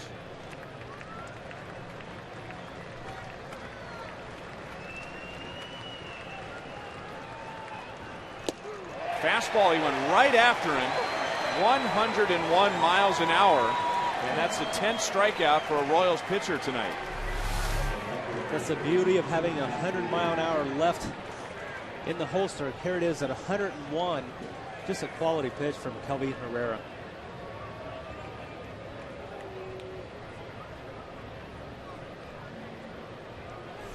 Man on second, less than 2 outs was exactly what the doctor ordered here for Herrera. And now he'll pitch to Matt Wieters, with Markakis taking off, and the Royals get Markakis at third base.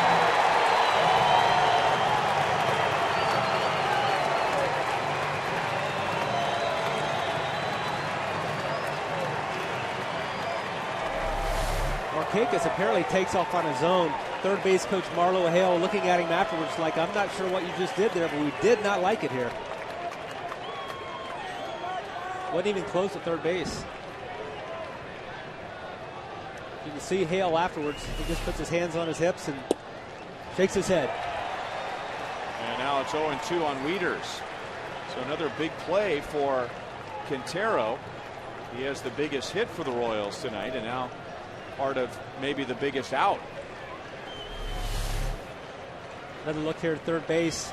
Nice job by staying with the ball by Moose there. Tagged him plenty of time. Up the middle. And Falou back to Hosmer. The inning is over. Orioles get a run. 2-1 KC to the bottom of the 8th.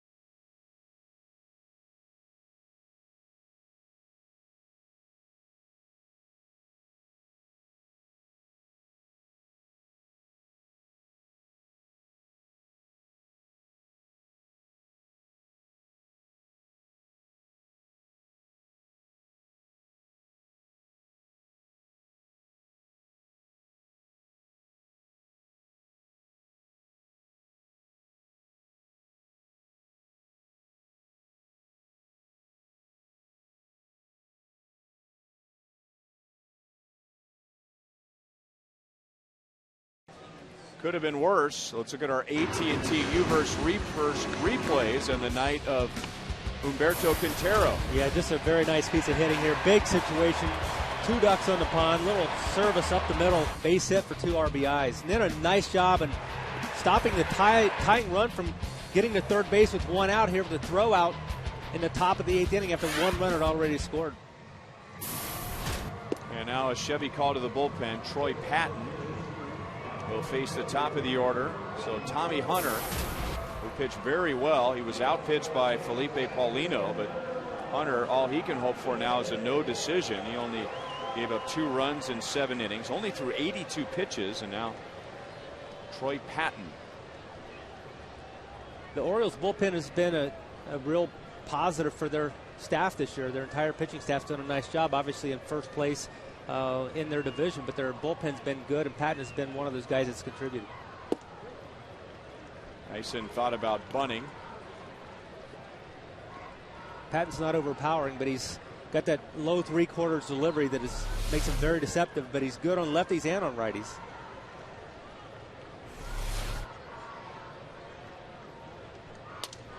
Tyson breaks his bat in half and fouls it away. Nice catch by a fan who brought his glove tonight.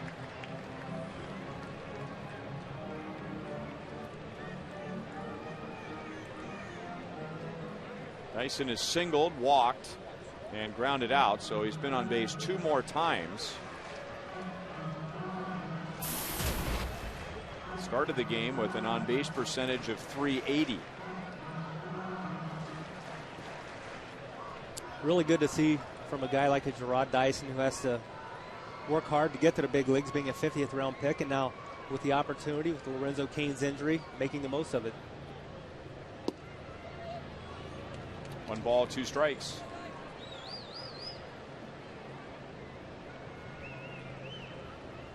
He's been on base 15 times in the Royals' last 6 games.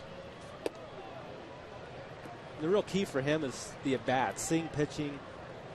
He's not really, doesn't seem to be cut out to be a bench-type player. He's a guy that when he has the opportunity to play consistently, like we've seen over the last couple of weeks, he has a chance to produce. And now 3 balls, 2 strikes.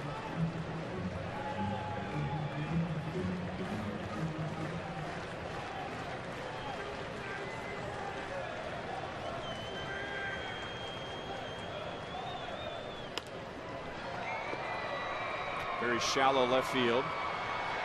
And it's going to be Avery making the play. 1 out in the bottom of the 8th. It's the new Miller Lite Punch Top Can for a smoother pour. It's not just a good time, it's Miller time. And how about Felipe Paulino in his 7 scoreless innings tonight with 9 strikeouts. We'll get to that in a moment as Eric Hosmer is 0 for 3. Flied out to deep center field in the 4th inning.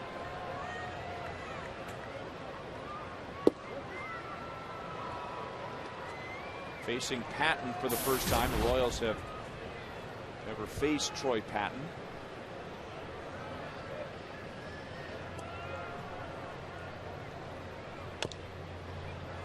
Oh, 0-2.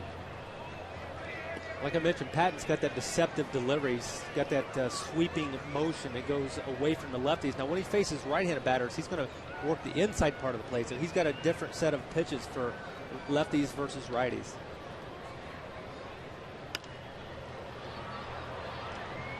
Bedamit goes over into foul ground and takes care of Hosmer, who's 0 for 4.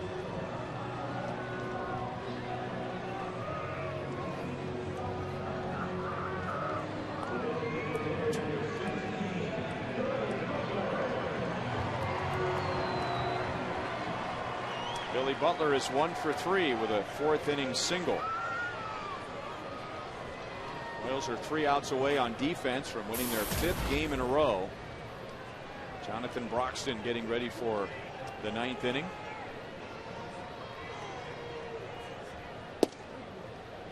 The Orioles will have Nick Johnson, Wilson Bedamit, and Chris Davis. 6, 7, and 8 hitters coming up.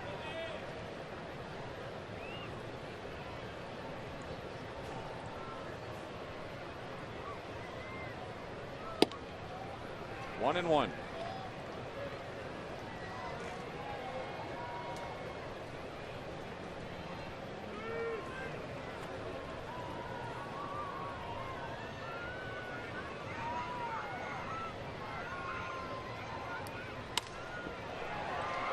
Shallow right, and Markakis will play it on a bounce.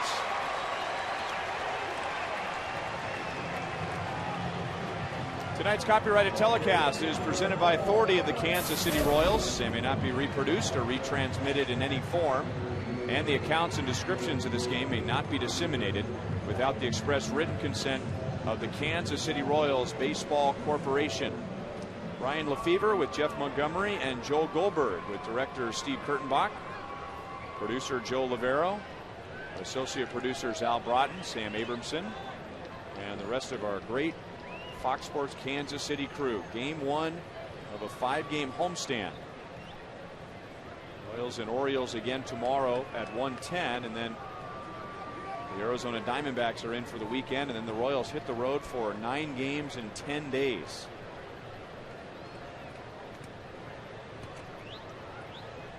The Diamondbacks coming into town under Kirk Gibson, who did a really nice job with the Diamondbacks and turning them around last year. Just in case Billy Butler was going to steal, Patton threw over there. And now here's a bigger threat. Mitch Meyer is going to run for him. Patton may have been working on his move just to kind of get it ready to show Mitch Meyer what he's got.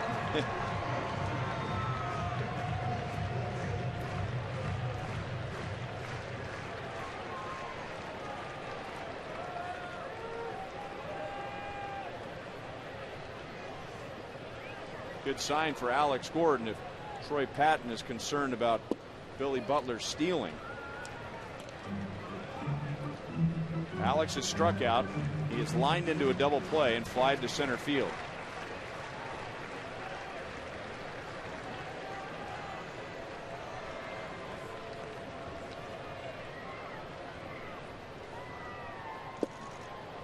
1-1.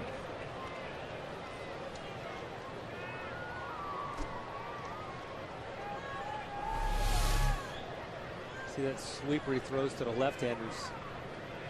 A little off the plate, but gets the call. 1 ball, 2 strikes. Alex going through a tough period right now. 3 hits in his last 25 at bats. And that's dragged his batting average down to 241.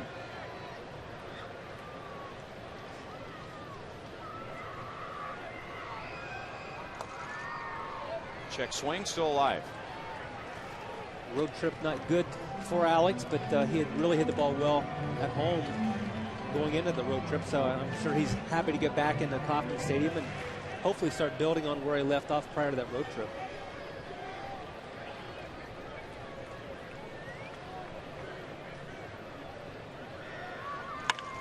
And that's pulled into the corner. Markakis has a good arm. Meyer going on contact. He'll be waved home. The relay skips past Wieters. Gordon goes to third, and the Royals back out to a 2-run lead.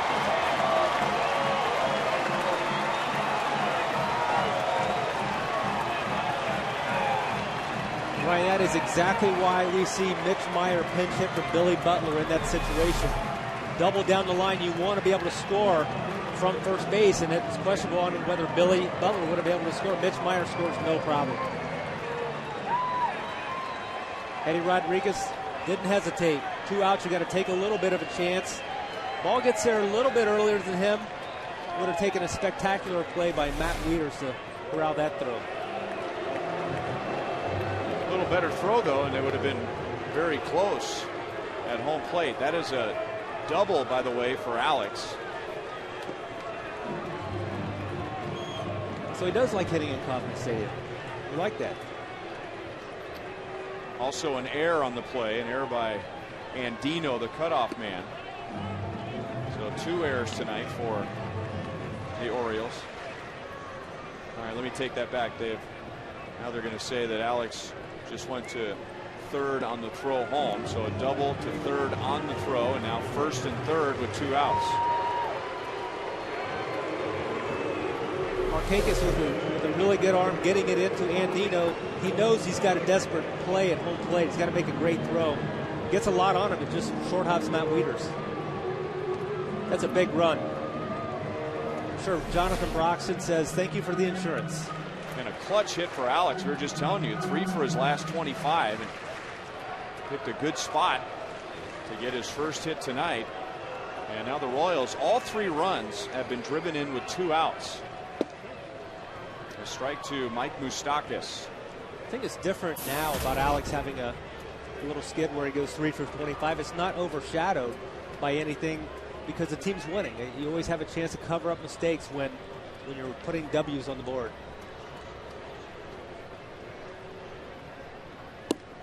Big swing by Moustakas, and it's 0-2.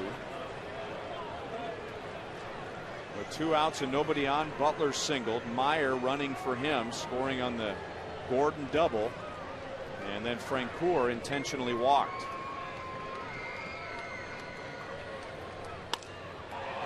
Stroked into the right field corner, but foul.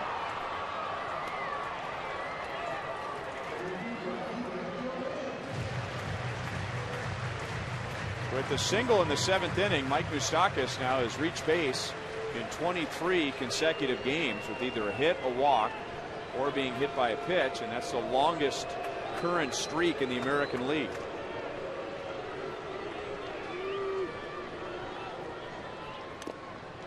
Just made contact to stay alive.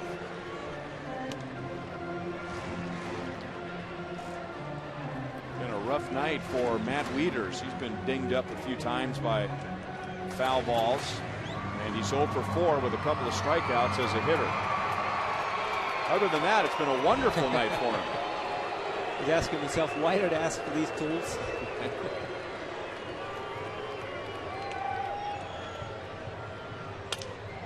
Broken bat, look out. That's into the seats. Caught by Betemit to end the inning. Royals tack on an insurance run. So Jonathan Broxton has a 2-run lead as we go to the ninth.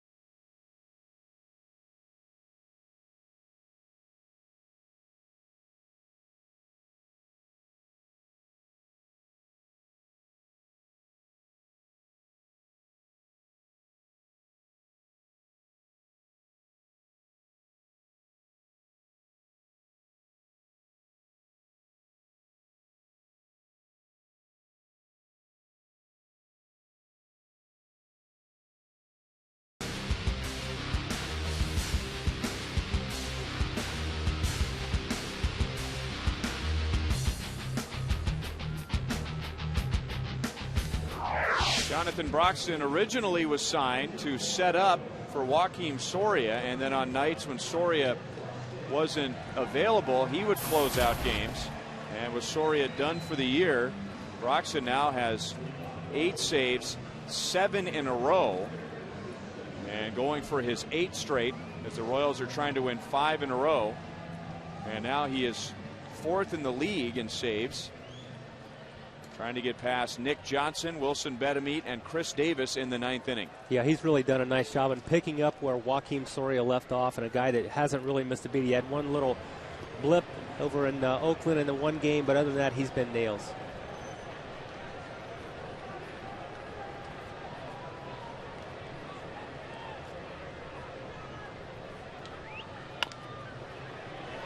Escobar plays the second bounce. 1 pitch, 1 out. And Johnson is 0 for 3. Broxton trying to save it for Felipe Paulino. Right, he did a fabulous job, and he's got a little to show here tonight for it. 7 innings pitched, only 5 hits, but 9 strikeouts. He did it a little bit of every way. He did it with the fastball, he did it with his slider. Just great command of the fastball tonight. Really like to see that from Paulino.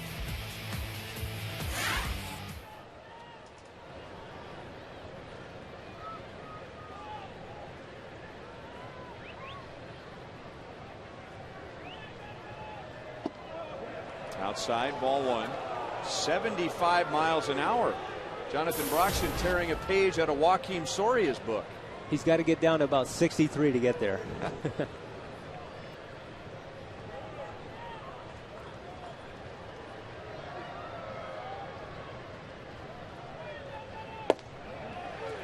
That's where Broxton has been so good. And the turnaround, I remember a save that he got in Minnesota. Beginning of a series where everything was down and away at the knees, one pitch after another. Well, he's been able to mix it up, and that's just the key for him. And he can throw the baseball in the upper 90s and occasionally hit 100. But when he mixes up the pitches, he's much more effective. And I talked to him a little bit about his velocity. I saw him in spring training and early in the year. His velocity is in really like the low to mid 90s. I said, what's been the difference for you now that you're throwing in that upper 90s range again? And he said, really a lot of it's just his opportunity to be out there in safe situations and the adrenaline that comes along with that. Missed most of last year with the Dodgers with an elbow problem.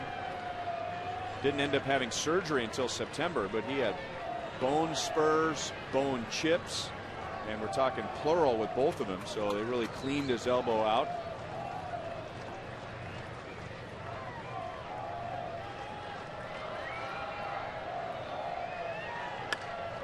Still 1 ball, 2 strikes on Betemeet.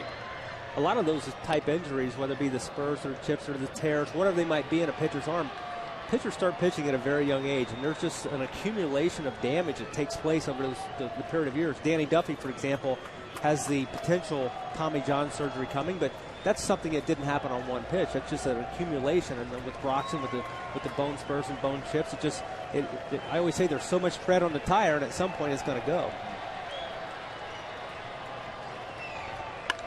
Bedamine high and deep to right field, and all Frank Coeur can do is watch it. So that run for the Royals in the bottom of the 8th inning is huge. Alex Gordon's double giving the Royals some insurance, because Bedamine's home run only makes it a 1-run game.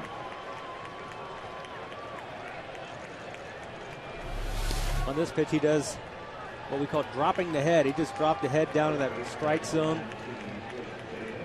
ran right into his bat. Seems like a lot of left-handed hitters that down and in is that nitro zone, and sure was there with Bedamine.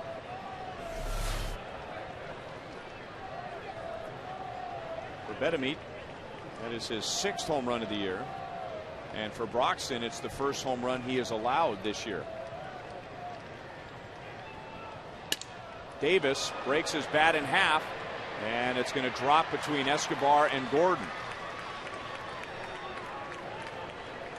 So Davis has a base hit off of first tonight, and a base hit with half a bat. 2 for 4. At one point, I thought the bat had a chance of traveling farther than the ball did on that swing by Davis. Ryan Flaherty is going to run for Davis at first with 1 out.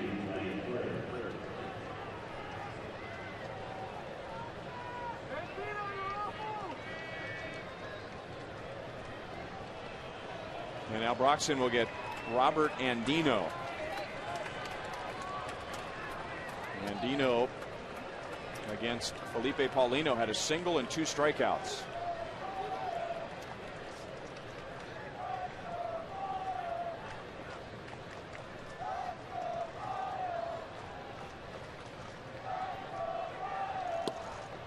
A little bit inside, ball 1.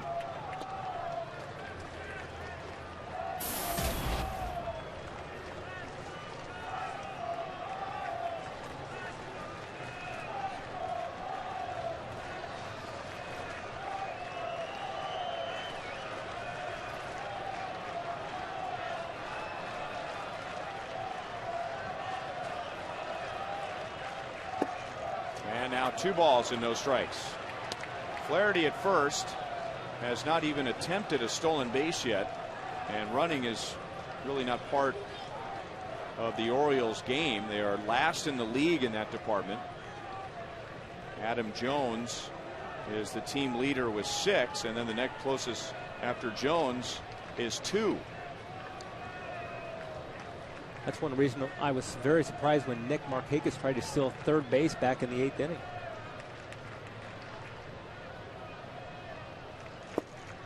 And now 3 balls and no strikes.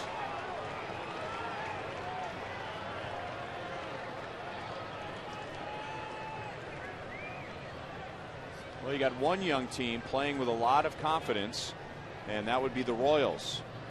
4 wins in a row. They've won 6 of their last 7. And then you have another young team, the Orioles, playing with a lot of confidence. They're in first place in the American League East. 3 balls and 1 strike. So both teams coming to the ballpark tonight expecting to win.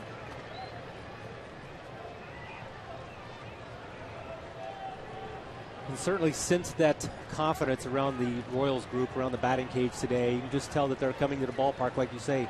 They feel like they're going to find a way to win a ball game.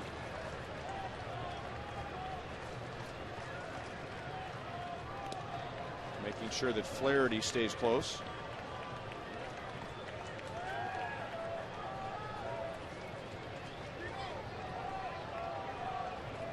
Andino, a line drive hitter, a number 9 hitter. However, he has struck out 33 times, and that's the 3rd most on the Orioles. So it's a risk to send the runner because he does swing and miss quite a bit. And now he lifts it into center field. And Dyson with the runner halfway makes the catch. 2 outs.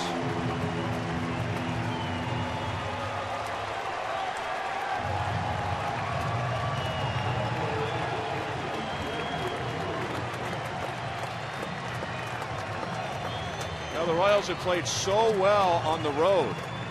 They just went 4-1 through Chicago and Texas.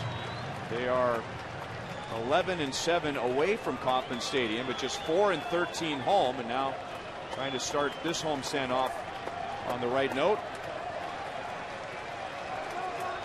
1 out away from taking game 1 with Xavier Avery at the plate. He's 1 for 4.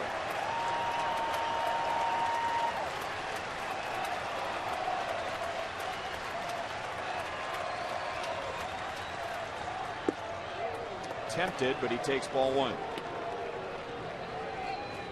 As I used to say in the Royals locker room a lot of times, or in the dugout during a game, this is the guy we came for. Last out of the game.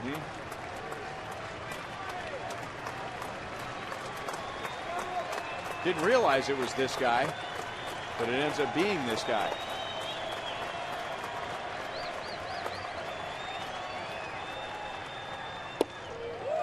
And he didn't get that call. So a little high and a little low. And 2-0 on Avery. Now, the Orioles are also a good team on the road. In fact, they're the best team on the road in the American League. They are 11-5 away from Camden Yards. So they've been comfortable away from Baltimore. And Avery hits a line drive past Falou. Flaherty will hold at second base. And there are 2 on with 2 out.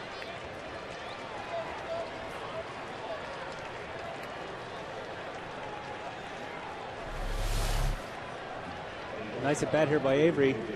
Gets ahead in the count. He knows he's going to get a strike here. Broxton doesn't want to give up a free pass here. He makes him pay with it with the base hit to right.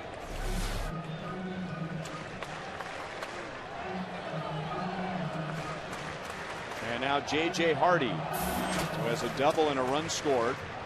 Royals had a 2-0 lead until the top of the 8th inning. And J.J. Hardy scored that run on a double from Markakis. The Royals got a run back in the bottom of the 8th on Alex Gordon's double to make it 3-1. And the Orioles, who lead the American League with home runs, they got another one here in the 9th. Their 59th of the year. It was also their 39th solo home run of the year. And now the tying run is at second base. The go-ahead run is at first. Broxton to J.J. Hardy, and a hard slider for strike 1. Now that wasn't his put-away slider. That was his strike slider. So he's got that one that he can put him away with if he gets to his 2-strike count later on.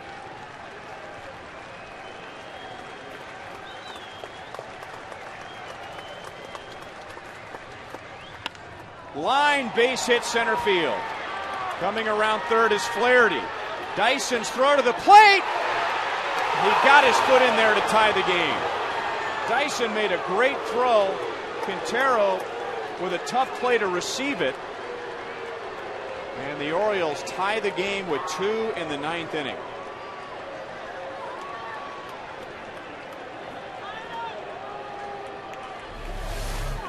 Hardy Hill looks like he gets the ball a little bit up and just serves it right into center field.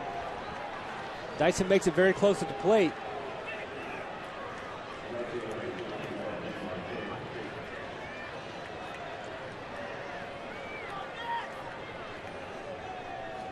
Very close, just in there, oh.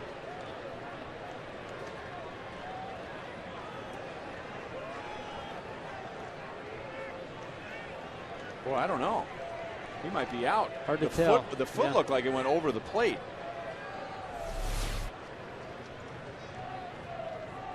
The foot was certainly ahead of the glove. That's a tough call for Angel Hernandez at real speed, and from his angle, he doesn't get all the angles that we get, but it looks like the front leg came in high, then the tag, then the foot hit home plate. You know, Quintero had the plate blocked really nicely. That's why the foot had to come in around and really almost miss the plate. And now 2 strikes on Nick Markakis. going to break it down in a super slow motion. Foot is not on the plate there. He's out. I don't know if his foot ever hit the plate. Did the foot come down on the other side of the plate? It looked like it did. I don't even think the back foot or his left foot ever hit the plate.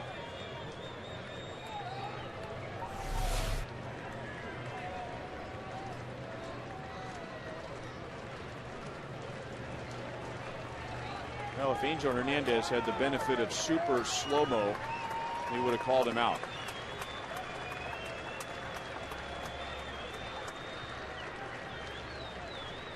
So Broxton suffers his second blown save after saving 7 in a row. And now has to be concerned with the Orioles taking the lead for the first time tonight. Markakis has 2 hits, including an RBI double in the 8th inning. Over the head of third base coach DeMarlo Hale.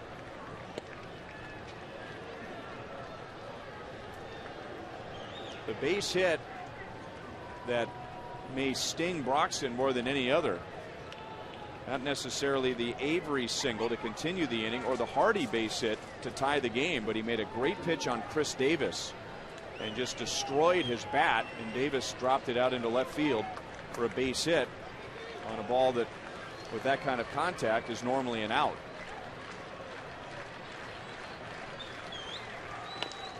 And Markakis rolls it over to Hosmer. He'll get it to Broxton. The inning is over. The Orioles get 2, and the game is tied at 3 to the bottom of the 9th inning.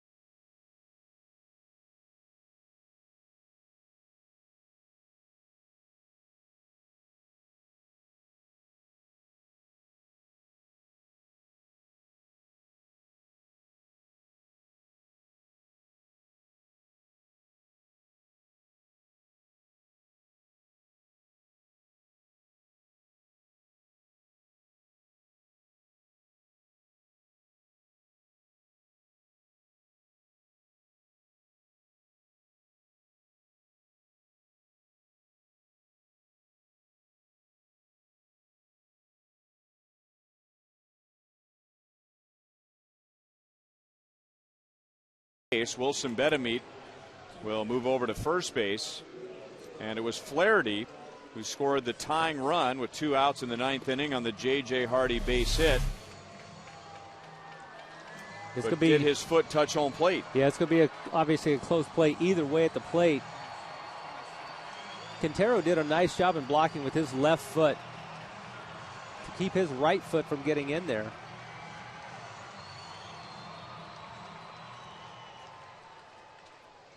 I think he's out.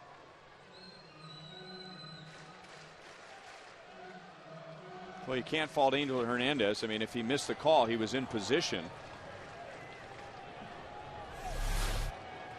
Darren O'Day, side winding right-hander, takes over in the bottom of the 9th and throws a strike to Alcides Escobar, then Irving Falou and Humberto Quintero. O'Day, not a hard thrower. It's going to top out in the mid to upper 80s, but he's got that sidearm delivery, like you mentioned. It makes him very deceptive.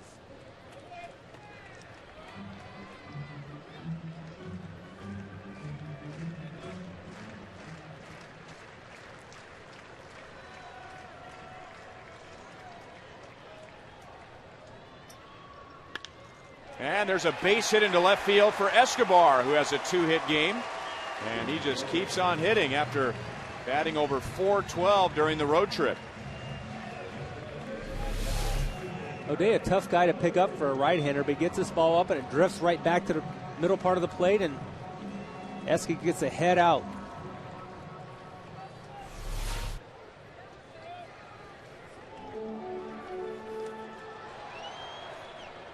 Now you'd expect Irving Falou to bunt, but as tough as a guy like O'Day could be on a right-hand batter, the left-hand hitter is going to get a long look because of that arm angle.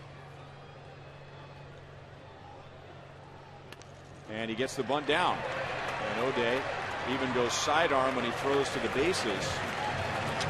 So Escobar moves up to second base. And the sacrifice goes 1-3. Irving Falou would be one of the guys that comes to the plate that you would feel very comfortable in his ability to get a bunt down. A guy who plays so long in the minor leagues certainly has the opportunity to work on the fundamentals of the game, and bunting is certainly one of those. So here he gets a bat out, and he almost catches the ball with the bat. It's just almost a lost art. A lot of guys can't do that anymore, but he does a nice job here. Well, the only thing Humberto Quintero could do to add to his complete night would be to win the game. Fouls the first pitch back into the screen. What he has done tonight is drive in 2 runs in the 5th, and the Royals had a 2-0 lead until the 8th inning. Behind the plate, he has thrown a runner out at third at a critical point in the game. That was in the 8th. And he's been back to the plate for 7 great innings for Felipe Paulino. Down, no balls, 2 strikes. Yeah, here he goes with the 2 RBI single up the middle, 5th inning. Couple go-ahead runs going across the plate. Now he heads up plate to third base. Not the most intelligent attempt of stealing third we've seen for a while, but makes a nice play nonetheless to throw out the runner.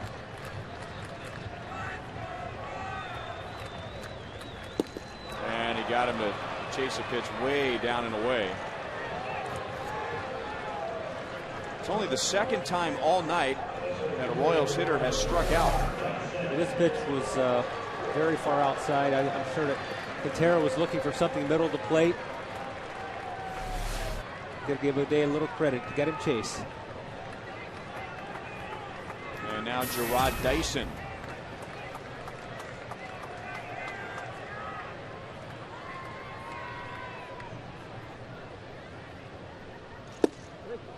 And a slider is in for a strike. A slider at 78 miles an hour. The Orioles bullpen has allowed a run tonight. Troy Patton gave up a run in the bottom of the 8th. But all season, the Orioles bullpen ERA is the 2nd best in the American League. Another reason why they're in first place. Dyson slashes it foul, and now it's no balls and 2 strikes. Tim Collins getting ready for the 10th if we go that far. Really like to see Gerard Dyson use his speed, get the ball on the ground. Good things can happen for him when the ball is hit on the ground.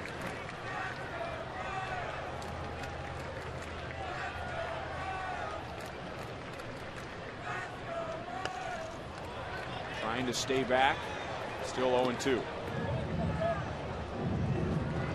I would think as a hitter, when the ball's coming in there anywhere from the mid-70s to the mid-80s, you're just waiting for it to get there. Especially if you're used to seeing a lot of relief guys now that are mid to upper 90s. Somewhat from a different angle and less velocity. Tried to get him to chase up 87 miles an hour. Just waiting and waiting and waiting, and it's just ball's just out in front of the plate, just spinning, and it doesn't appear to be going anywhere. Dyson with the right approach, thinking about going to left field.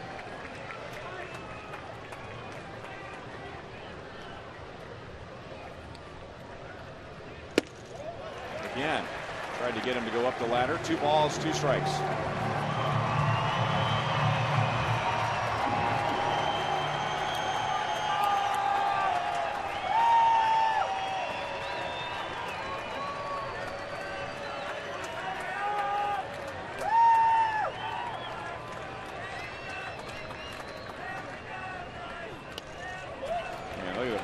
on that pitch, just boring in on his hands. Pretty good matchup here of two guys. One was a 50th round draft choice. Another guy was a non-drafted free agent signee. So two guys who really have had to defy the odds in order to get to the big leagues, and here they are battling it out in a key situation in the 9th inning. And O'Day going to the Angels as an undrafted free agent out of the University of Florida after his 5th-year senior year. Dyson takes a strike, and we will play extra innings.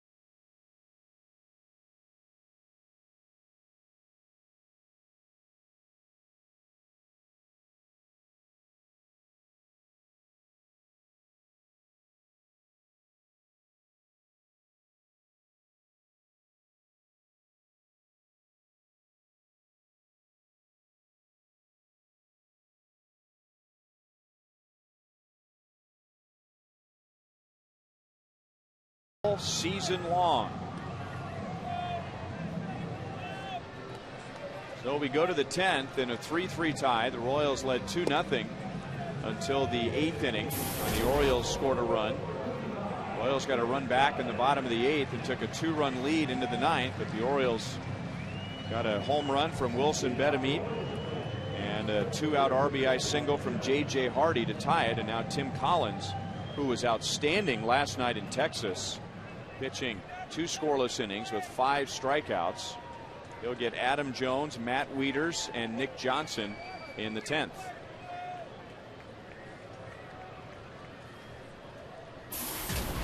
Adam Jones was hitting over 300 with 11 home runs, 23 RBIs when the game started, and now 0 for 4 with a couple of strikeouts.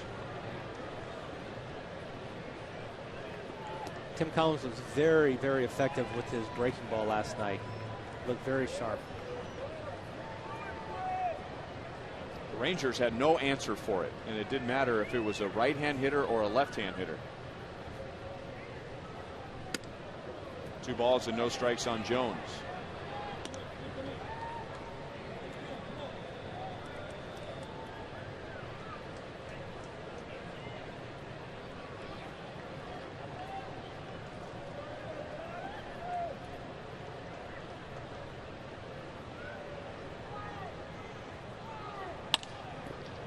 Pulled on the ground to Escobar. And Jones, who had an 11-game hitting streak against the Royals, is 0 for 5. Talking about Tim Collins last night against the Texas Rangers and that very, very effective breaking ball. Just the big yellow hammer. No chances. Commanding it very well. Joel and I had him on the pregame today, and he was talking about his ability to throw that breaking ball allows him to pitch backwards in a lot of counts, so he doesn't have to throw that fastball in dead fastball counts, and he gets a lot of outs when he does that.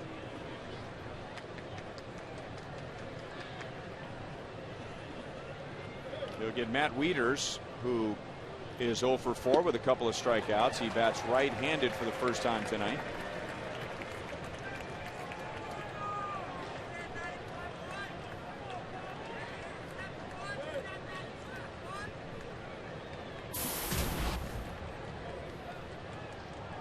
Orioles have pitched him very well in his 3 years in the big leagues, adding just 241, and in the last 2 years it's even better than that. He's hitting right around 170.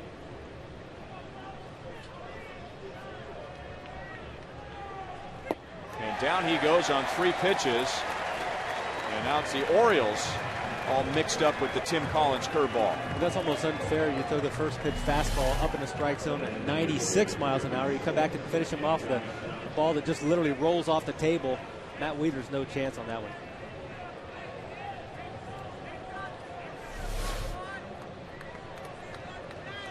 And now Collins will get a left-hand batter in Nick Johnson.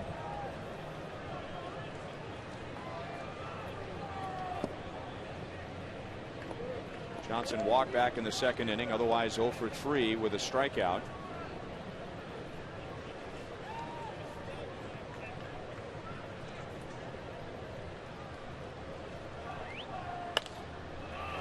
Popped up, and Moustakas will run out of room.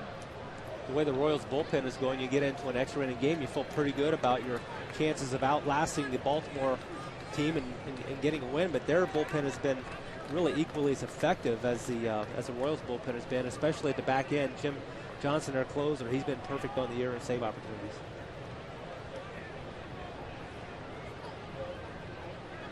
Orioles bullpen ERA when the game started was 2.28, the second best in the league. Inside to Johnson, 2 balls and 1 strike. The Royals bullpen has allowed 3 runs tonight in 2 innings. Before tonight, the Royals bullpen had allowed 3 runs in 26 innings. 2-2.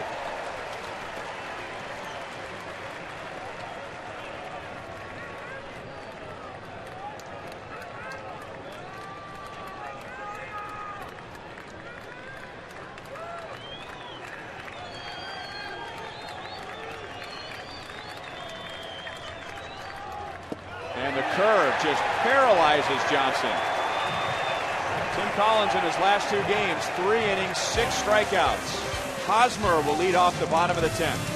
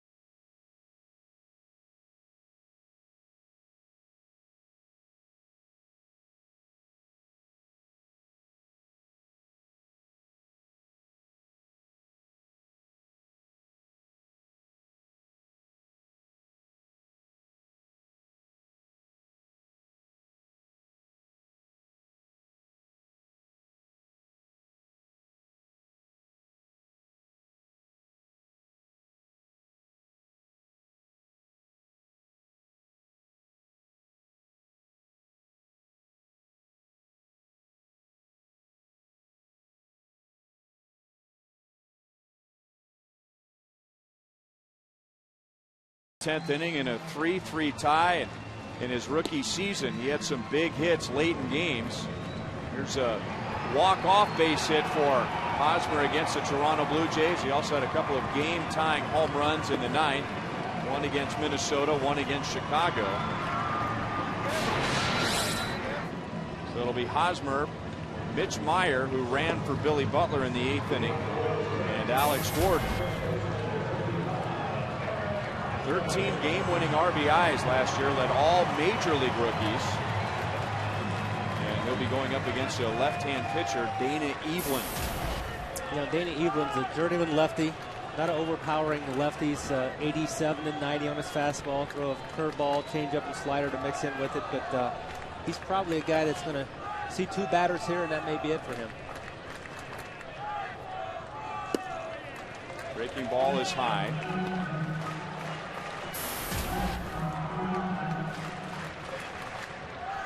Hosmer has grounded out twice, flied out, and popped out.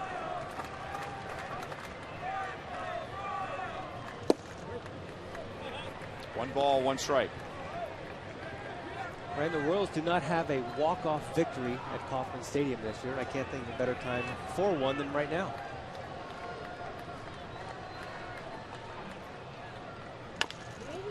Chop to first, and Bedemeat will underhand at the last moment. So he looked like he was going to take it himself, and then a low underhand throw that was firm, and Evelyn had to make a good play. And one down to now a pinch hitter for the Royals. So Evelyn figuring he's going to face another left-hand batter in Mitch Meyer. And now Ned Yost is going to send out Johnny Giavotella. Opportunity for Johnny to pick up where he left off against the Texas Rangers. Get something going here.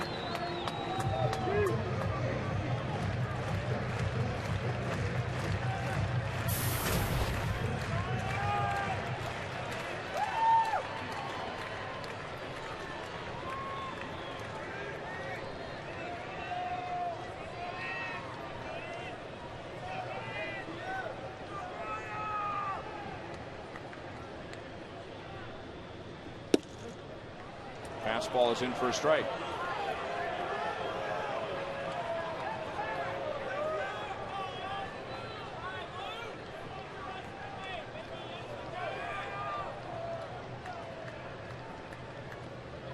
Rally caps everywhere.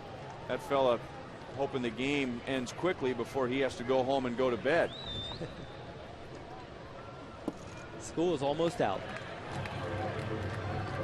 Won't be long until we can stay to the 15th inning if we play that long.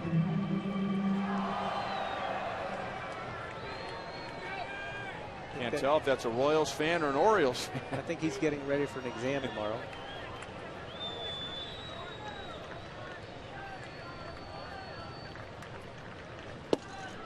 Two balls and one strike on Giavotella, who has gone with no batting gloves this year. Something he says he's done in the minor leagues. But last year, for his time in the big leagues, he stayed with the batting gloves. Still uses the batting gloves for batting practice, but the bat just feels better in his hands without the gloves, and that's what he does during the game. And he gets a line drive to center field, and Jones almost came in too far and had to reach up to make the play.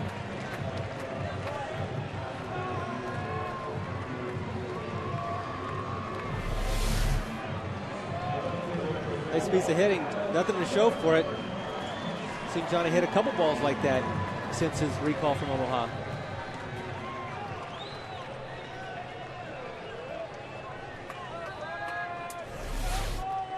So now it's Evelyn and Alex Gordon.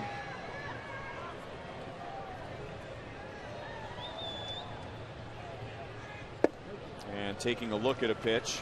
Alex was 0 for 3. And if you combine the last road trip, he was 3 for 25 when he doubled with 2 outs in the 8th inning and drove in Mitch Meyer for an insurance run. Royals led 3-1 at that point. No balls, 2 strikes. And then the Orioles got 2 in the top of the 9th inning to tie it. Alex has a couple of plate appearances in the past against Evelyn, and he's 0 for 1 with a walk. Evelyn's a guy that's always shown big promise, especially minor league numbers have always been much more attractive than what he can put up in the major league. So he's a guy that's trying to really get some consistency at this level. Been around for a while though.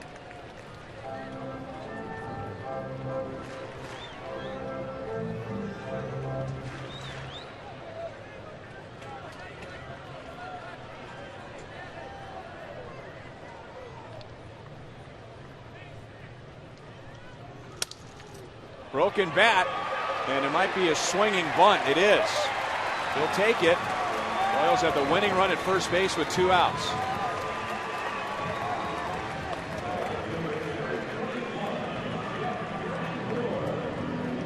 Cleveland does a nice job, makes a pitch he wants. Saws Alex off. You hear the bat, you see the bat's broken there. Just no play for Flaherty coming in, playing way back.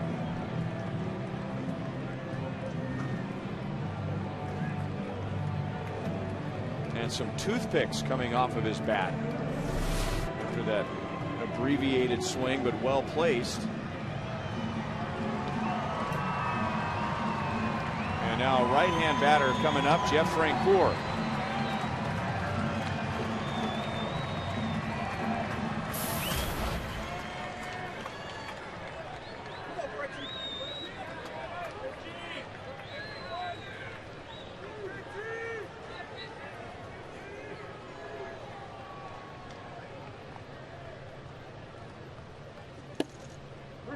And a strike. Francoeur doubled in the 5th inning. And he and Escobar scored on the Quintero 2-out, 2-run single, giving the Royals that 2-0 lead until the 8th. He has faced Eveland 4 times, and he has 1 hit. It was a single. And he grounds it to Hardy, who will flip to second. And we will head to the 11th inning. Royals 3, Orioles 3.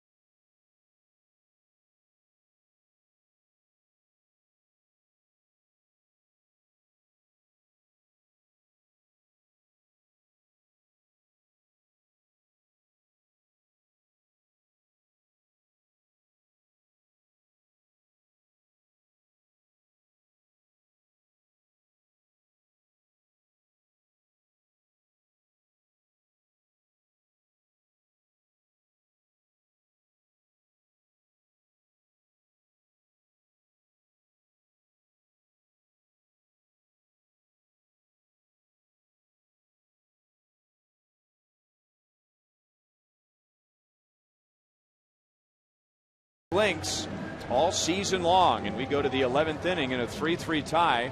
Baltimore getting 2 runs in the 9th inning against Jonathan Broxton to tie the game. And the Royals will send Nate Adcock to the mound as he'll get the lower third of the Orioles batting order. Betemit, Flaherty, and Andino. Felipe Paulino will take a no decision after 7 great innings. 7 scoreless innings with 9 strikeouts. Herrera gave up a run in the 8th. Broxton 2 in the 9th. Collins pitched a scoreless 10th, and now Nate Adcock. This will be a test for Nate Adcock. Hasn't pitched since May the 7th against the Red Sox, so it's been a while since he's been out there. But he's done a nice job since his recall from Omaha.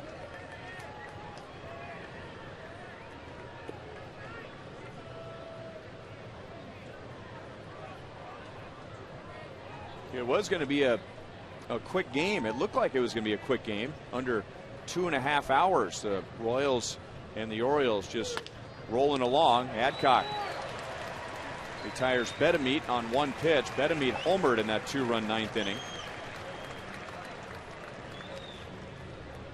Both starters were good tonight. We told you about Paulino. Tommy Hunter will also end up with a no decision, and he gave up only 2 runs in his 7 innings.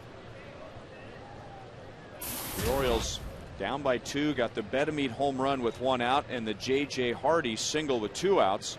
which scored Ryan Flaherty, and now Flaherty bats for the first time.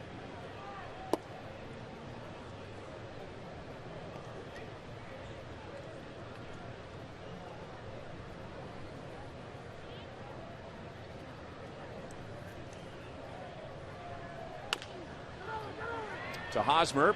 He'll take it himself, 2 out. So Adcock, that sinker, getting some ground balls, 2 away. It doesn't look like he's lost any life off the sinker.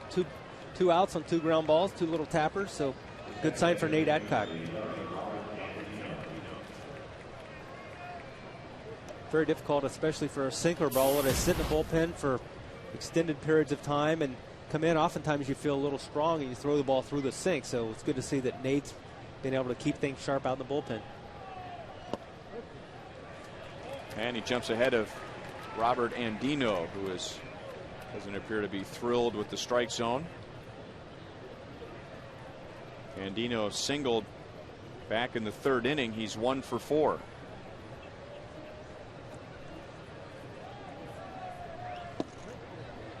Late movement, and it got the outside. No balls, 2 strikes. Ball starts out of the strike zone, works itself back in right onto the black. Really nice piece of work by Nate Adcock here. Slider struck him out. So Adcock comes on, bases 3 and retires 3.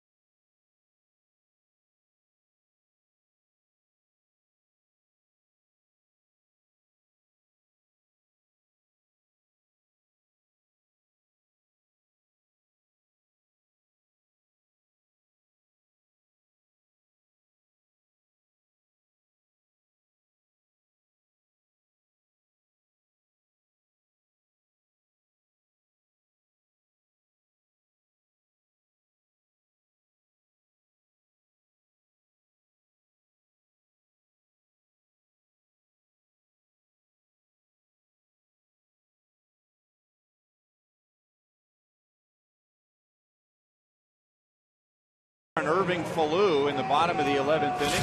Moustakas has 5 home runs, and he hit his 5th last night. 3rd inning job here. Really nice piece. Just hooks it inside the fair pole for a home run.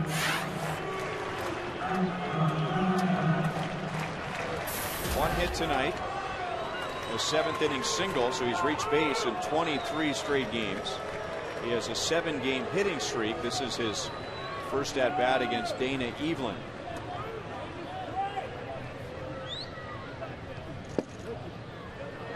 Breaking ball drops in for strike 1. Evelyn came on in the 10th, gave up a 2-out infield single to Alex Gordon, and then got Francoeur to ground out to short. Evelyn is the 4th Orioles pitcher tonight. And it's 0-2. Moustakas with that home run did it in his 113th at bat. He has 117 now. He had 5 home runs for the Royals last year after being called up in June. He did that in 338 at bats. Yeah, good to see him on a much more accelerated pace this year, but think about that long extended slump he had last year. Big reason for that. Stroke to deep right field. Markakis to the warning track, and he makes the catch. Boy, he put a great swing on it. It sounded good. There is no wind out in right field. That ball just simply didn't carry. Yeah, right off the bat, I thought that ball was out of here. In fact, I didn't think Marquez would even make an attempt to catch the ball, but he's able to camp under it and make the play for the out. I think Moose thought he might have gotten it too.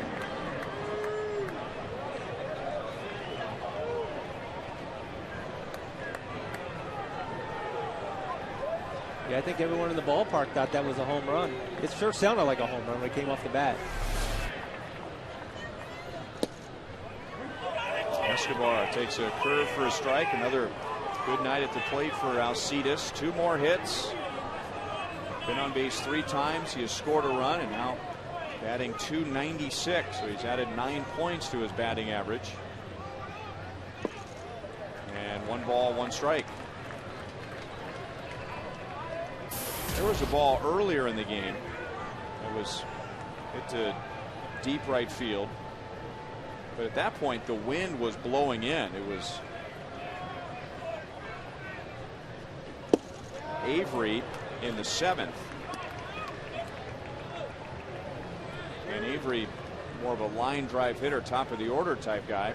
So even when he puts a jolt into one for him, you don't expect it to go over the fence. But Moustakas, with no wind and a swing like that, I'm with you. I thought the game was over. And Escobar hits it back to Evelyn, 2 down.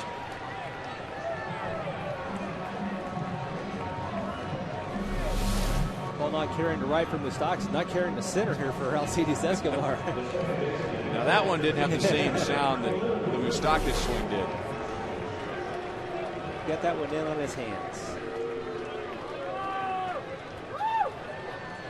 Irving Falou, and he has come to the plate once tonight. Running up to bunt. He had a sacrifice bunt in the 9th inning. This is actually his 3rd plate appearance. He batted for the first time in the 7th and had an infield single, and then the sacrifice bunt. So he is 8 for 18 as a Royal. That's a .444 batting average. 1 ball, 1 strike.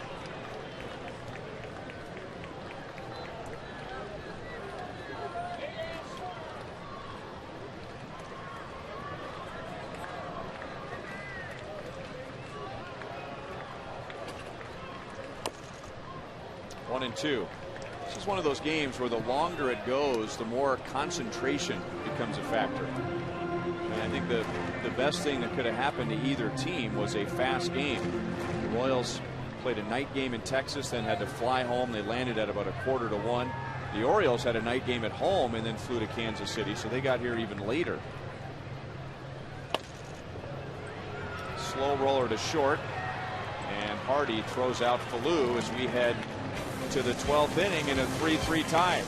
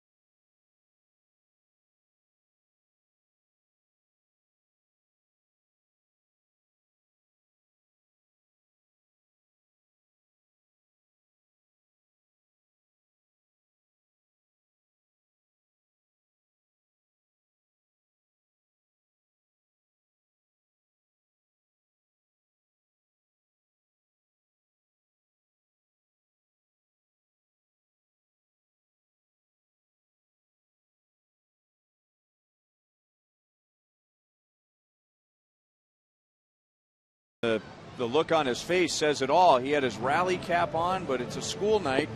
So as this game goes into extra innings, he has to head home. These guys, on the other hand, they have already figured out the art of sneaking out of the house, and they're still going at it as we are coming up on 10:30 and heading into the 12th inning. I've heard of a rally cap, but I've never heard of a rally dance. We're seeing it there.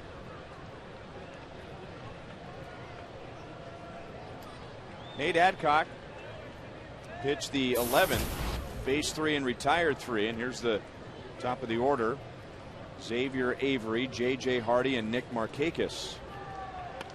A bunt, and it's in the air, and Quintero will bring it down.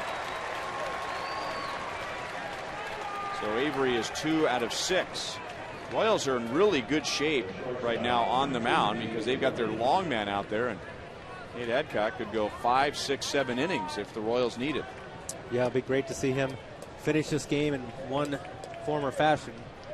Hopefully it's a situation where he doesn't have to extend out too much, because you got a couple guys in with Vin Mazzaro, who's going to be one of your guys you're going to want to go out there, and very likely Luis Mendoza. So you don't want to use your long guy up too long tonight.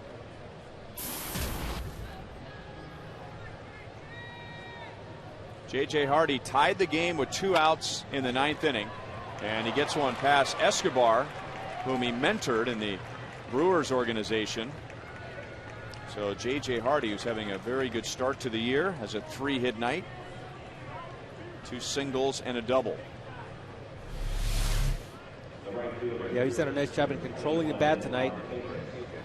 Alcides Escobar had a little chance on this play, but with Hardy's speed, he's going to have to make a spin throw. Would have been a tough play at first either way.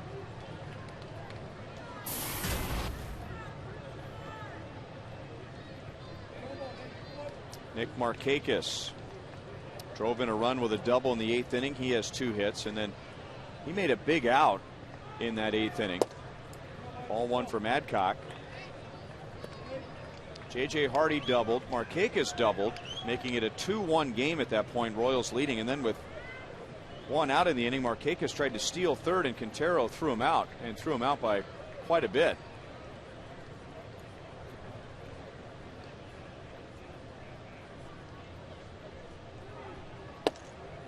Two balls and no strikes. We've talked about the fact that the Orioles are not a running team, but he must have thought that Kelvin Herrera's time to the plate gave him ample opportunity to steal third base without it even being close. Because if you're going to go there, you have to make it. Unfortunately, or fortunately for the Royals, he didn't make it. Matt Wieters was at the plate. He was hitting left-handed, and so that gave Quintero a clear throwing lane. Threw a strike to Moustakas for the out.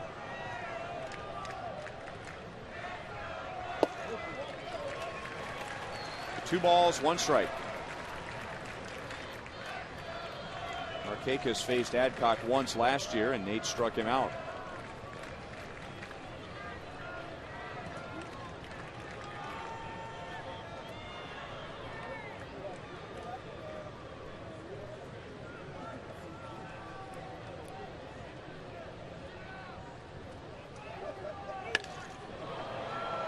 Into center field.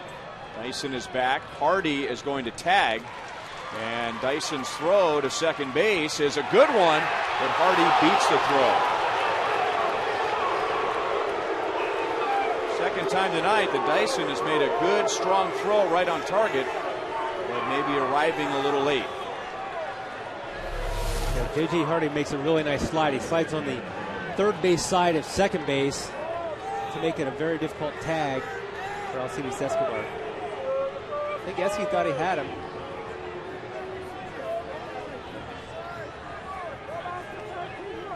Second base umpire Ed Hickok's right on the play.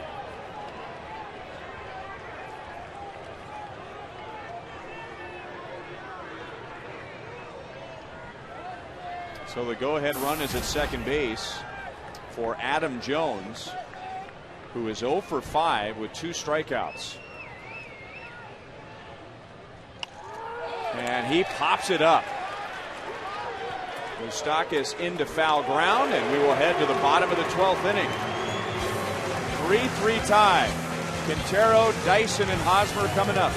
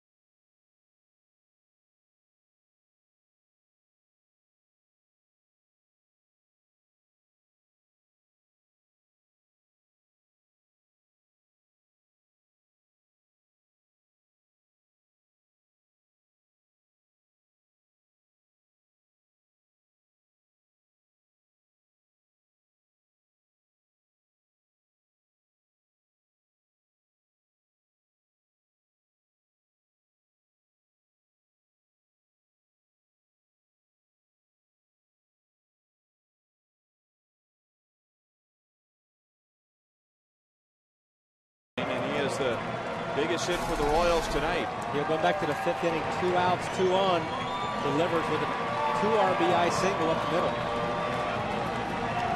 Then Alex Gordon here in the 8th inning. After 2 outs, Billy Butler singles.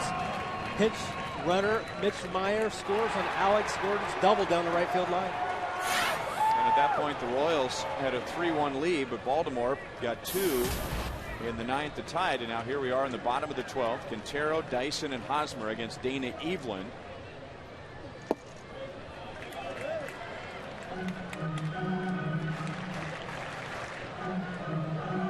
Eveland has been in there since the 10th inning.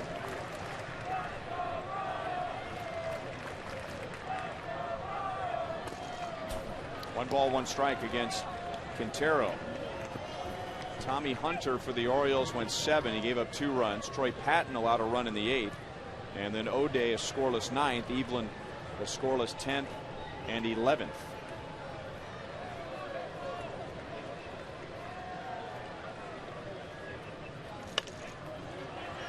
One ball, 2 strikes. Quintero maybe for a little extra leverage going with a high leg kick. And that pitch from Eveland. We saw him as a doubles machine early in the season, so maybe he's thinking double. A little leverage.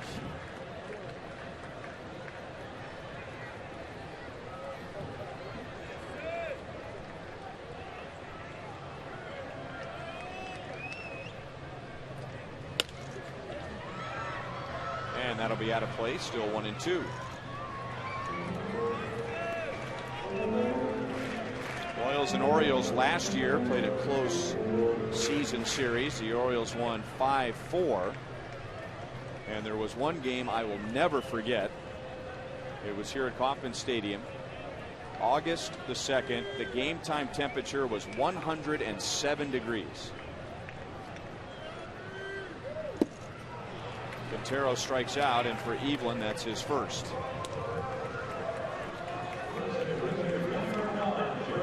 I can remember playing a lot of games in Baltimore with that type of temperature. They brought the heat and humidity with them. Dyson tonight is 1 for 4 with a walk. He hasn't tried to bunt for a base hit yet. The corners are in for the Orioles. They're not all the way in. And he was thinking about it.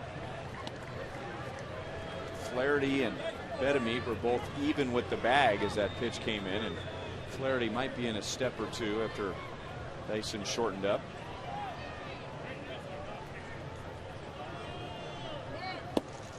And again showing bunt. The pitch is low. 2-0.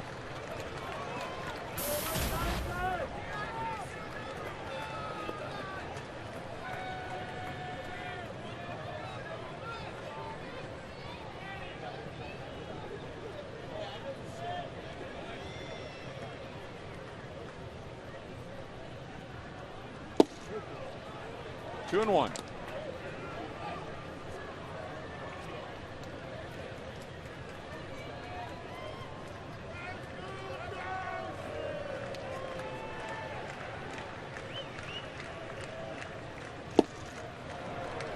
Two balls, 2 strikes.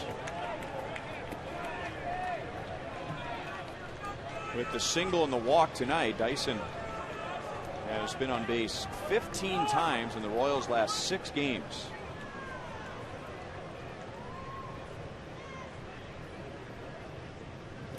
And Eveland comes back to strike him out after falling behind 2-0.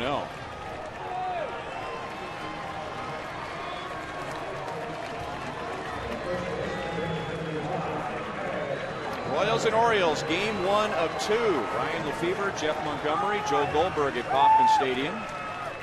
We're in the bottom of the 12th inning. Royals had a 3-1 lead going into the 9th. Baltimore scored 2. And now Eric Hosmer with 2 outs and nobody on against Dana Eveland. Hosmer was the first batter that Eveland faced when he came on in the 10th, and he got Hosmer to ground out. Eric is 0 for 5.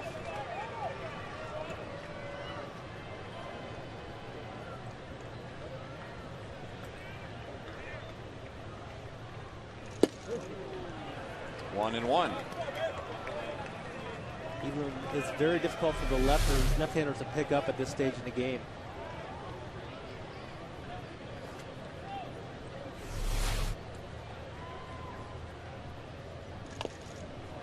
And there's been, those are the swings that, you know, we talked about how many times Hosmer has lined out.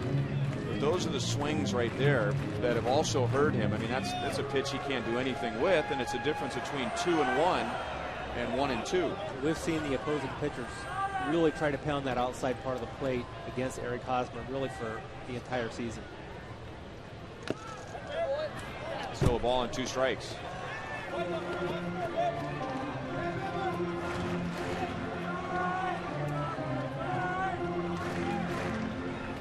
Felipe Paulino taking a no decision tonight despite pitching 7 shutout innings and striking out 9.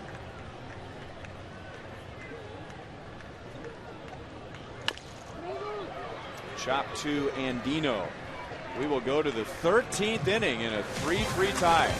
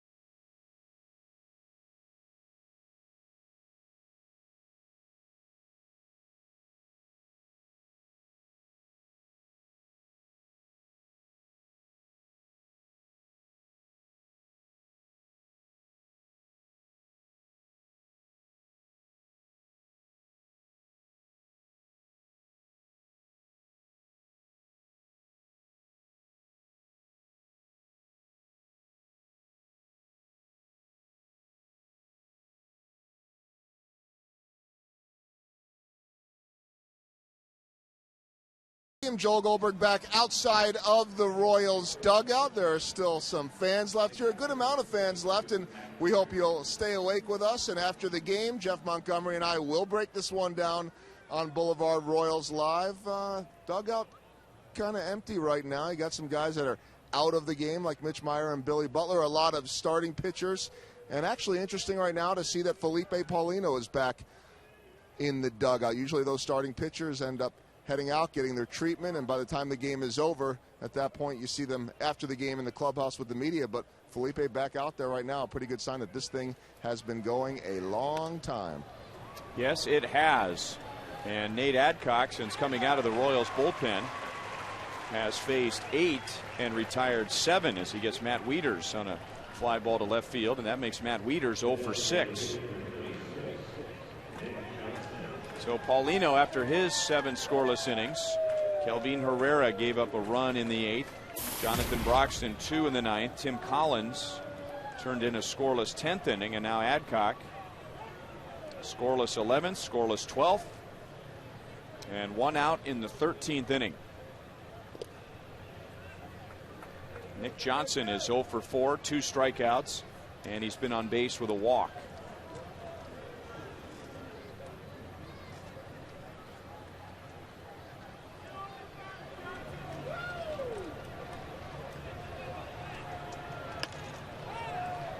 This is just a 2-game series, so if the Royals were to win, that would mean no losing series in their last 8. Right now, it is 7 straight with at least a winning series or a split series. 4 winning series, 3 splits. And Johnson strokes it to right field. That's going to be over Frank Coor's head, but it stays in. And Johnson is at second base with a 1-out double.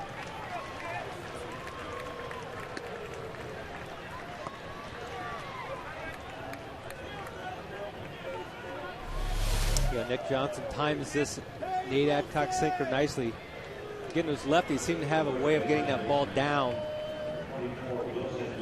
into that little nitro zone, and that's what he does. Hits it off the scoreboard in right field.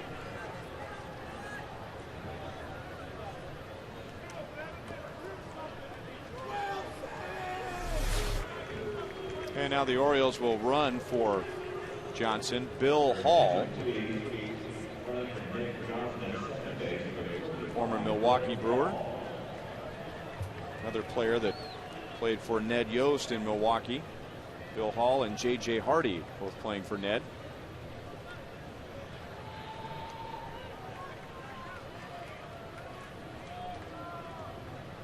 And now Adcock to Wilson Betemeed, and Betemeed grounded back to Adcock in the 11th inning, but in the 9th he homered against Broxton. That made it a 1-run game, 3-2. That's 59 home runs for the Baltimore Orioles this year. They lead the league in that category. 39 of the 59 have been solo home runs, and that includes 12 of the last 16 home runs coming with nobody on base. Well, here with Nate Adcock against Wilson Betemeed, got first base open, runner in scoring position. You just want to make him really hit on your terms. You don't want to give in to a batter here. If you walk him, you set up the double play. So again, you just got to make quality pitches here. Back to Adcock again. He'll make sure that Hall goes back to second, and he throws out Betemeed.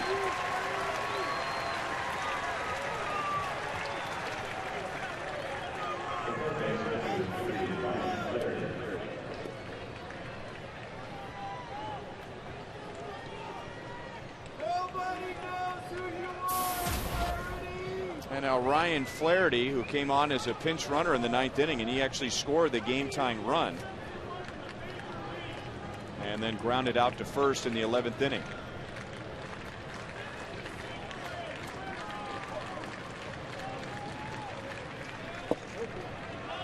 And a strike to Flaherty. He was part of history when the Orioles faced Colby Lewis of the Texas Rangers, and you may have heard us mention that last night in Texas because it was Lewis's next start after the one in Baltimore. But pitching to the Orioles at Camden Yards 2 starts ago, he gave up home runs to the first 3 hitters of the game. Ryan Flaherty led off, then J.J. Hardy and Nick Markakis. First time in American League history that in the first inning it begins with 3 consecutive home runs.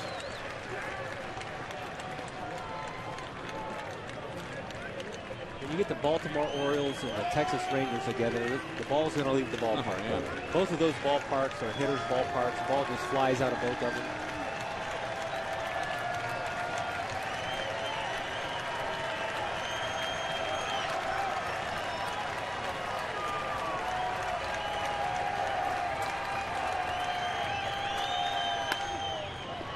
Fly ball left center. Dyson and Gordon are there. Gordon makes the catch. And for Nate Adcock, 3 scoreless innings to the bottom of the 13th. Giavotella, Gordon, and Francoeur.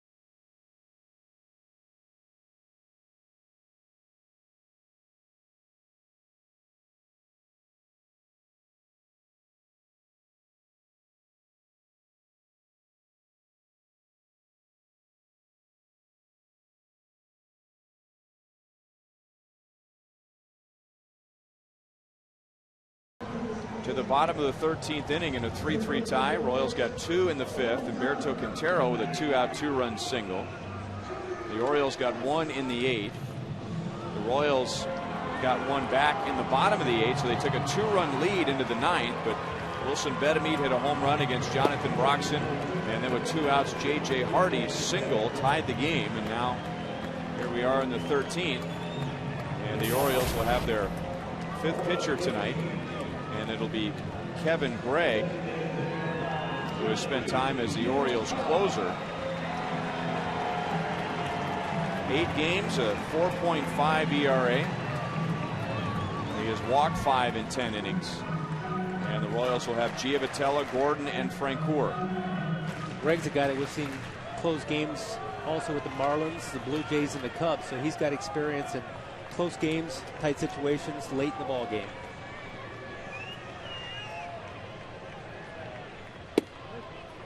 Jumps ahead of Giavotella and is a pinch hitter in the 10th inning. For Meyer, Giavotella lined to center field.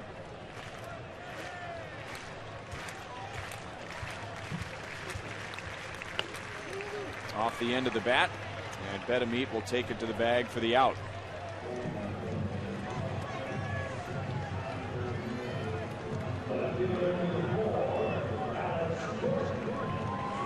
So the Orioles have used Hunter, Patton, O'Day, Evelyn, and Gregg. The Royals have used Paulino, Herrera, Broxton, Collins, and Adcock. Alex was hitless in his first 3 at-bats, but then drove in a run with a double in the 8th inning and then had an infield hit in the 10th.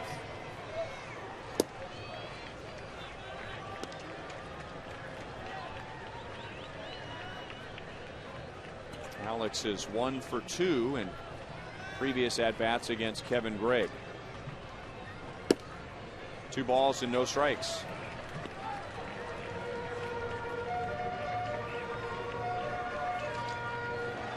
In case you're wondering, Kevin Gregg has given up 1 home run and now 10 in the 3rd innings. And it's outside, 3-0.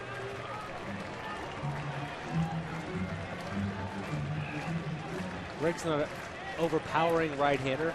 Throws in the low to mid-90s. Alex taking all the way. Features a slider and a changeup as well.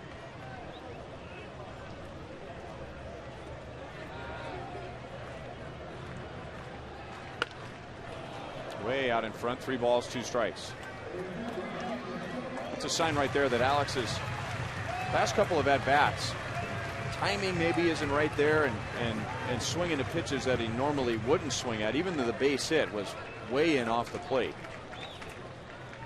Yeah, hitters go through cycles where they just see the ball really well, and sometimes they're searching, and hopefully Alex can get a pitch he can see and deliver. He will take a walk instead with 1 out.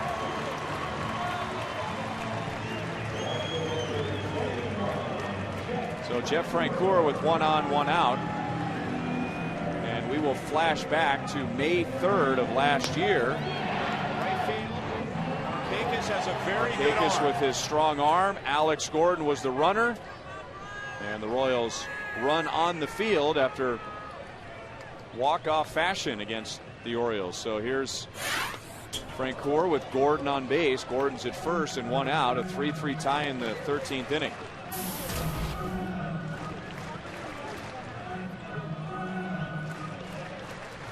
We talk about Alex Gordon maybe not seeing the ball as well as he was, but it seems like Jeff Francoeur is really starting to see the ball much better than he was early in the season.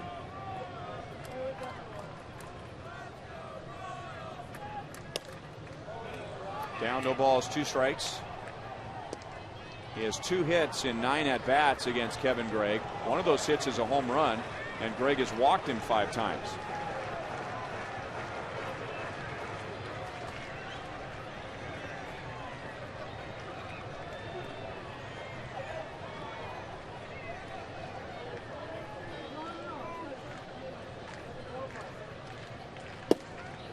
Outside, 1-2. Gregg wears the glasses. They look like sunglasses, but they're actually prescription glasses for him to see, take the glare off at nighttime.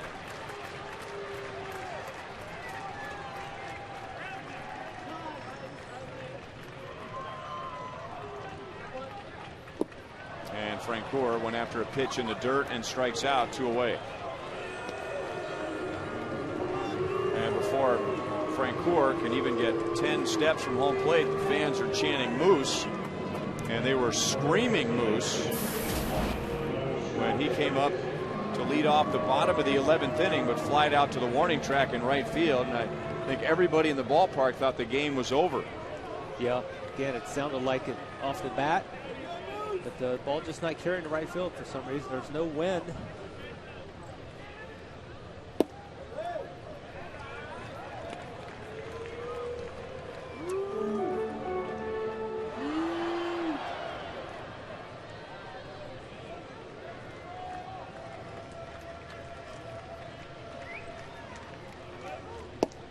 Two balls and no strikes.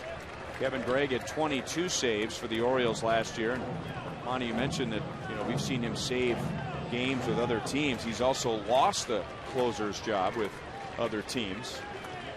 The Marlins in 08, the Cubs in 2009. 2 balls and 1 strike. And then he had 37 saves for the Blue Jays in 2010. Well, he's a guy that is very susceptible to the long ball, and that's one reason he's not been able to survive in that closer's role, is he's given up a lot of home runs in his career.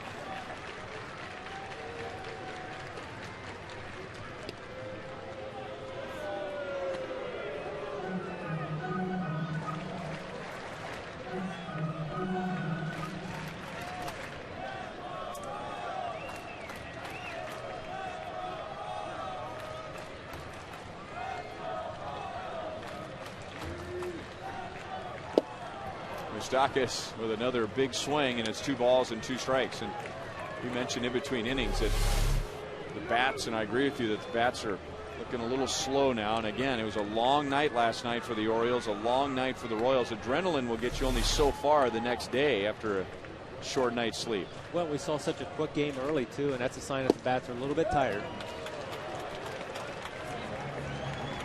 So a little offensive advantage here for the Royals. With a full count and 2 outs, Gordon will be running. So if Moustakas can get a line or a gap, he could end the game. Alex takes off, and Moustakas fouls it back.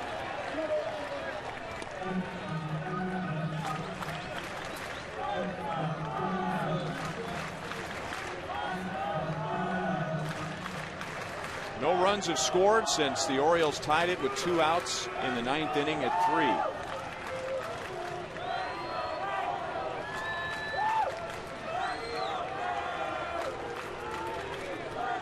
Alex runs again, and Moustakas strikes out, and we will go to the 14th inning.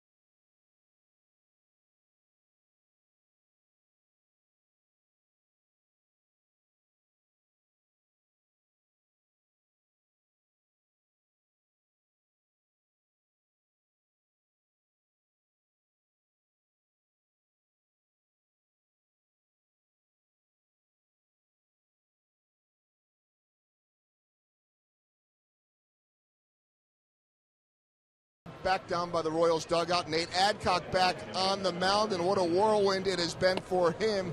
He was sent back to AAA over the weekend when Greg Holland was activated. Flew from Chicago and won,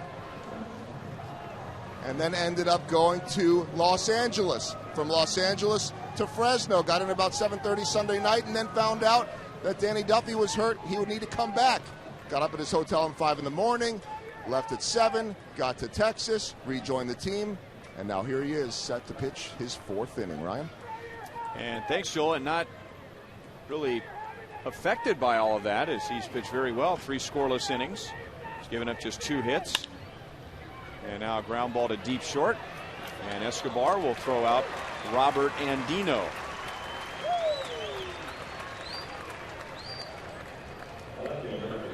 Yeah, Nate's done a nice job keeping the ball on the ground tonight. That's his game, sticking right to it.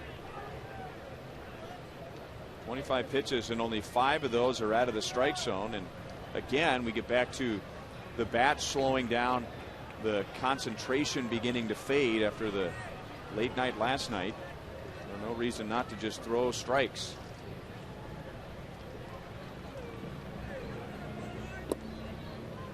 These are very good games for especially middle relief guys to get into, because they can have some very quick innings. You know, we saw Nate Adcock here with 26 pitches now and gobbling up, getting a lot of outs, and eating up some innings.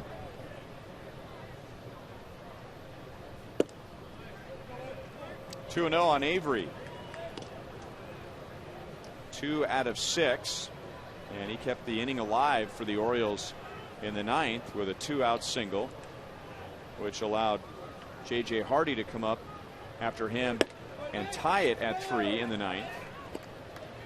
Xavier Avery, a 2nd-round pick of the Orioles in 2008, got his first big league hit just a couple of days ago against the Yankees. Got a double against Ivan Nova. And right after the play stopped, it was Derek Jeter who handed him the ball for his first big league hit, as Jeter got the throwback from the outfield. So immediately congratulated by Derek Jeter after getting his first big league hit.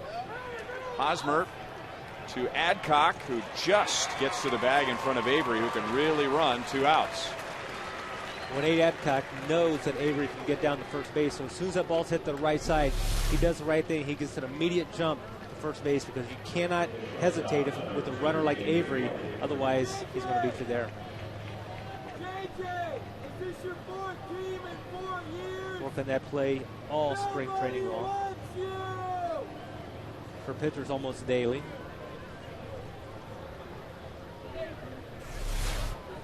Hey, Joe. And now here's J.J. Hardy. Tied the game with 2 outs in the 9th inning. He has a 3-hit game. He has a walk, so he's been on base 4 times.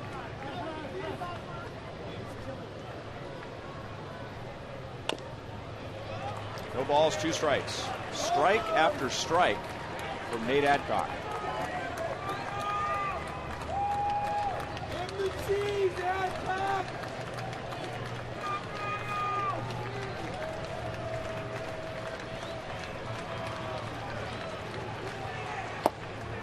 One and 2. We had a chance to see Nate Adcock really mature a lot as a pitcher last year. As a Rule 5 guy, he had to be on the roster. Didn't get a lot of opportunities to pitch, but he really took advantage of the opportunities he did have. Let's bring in Joel. Well, I got an update on that travel story from Nate Adcock. Just got a text message from some guy named Everett Teef. Trip out west. He said he woke me up at 4:30 in the morning for that flight.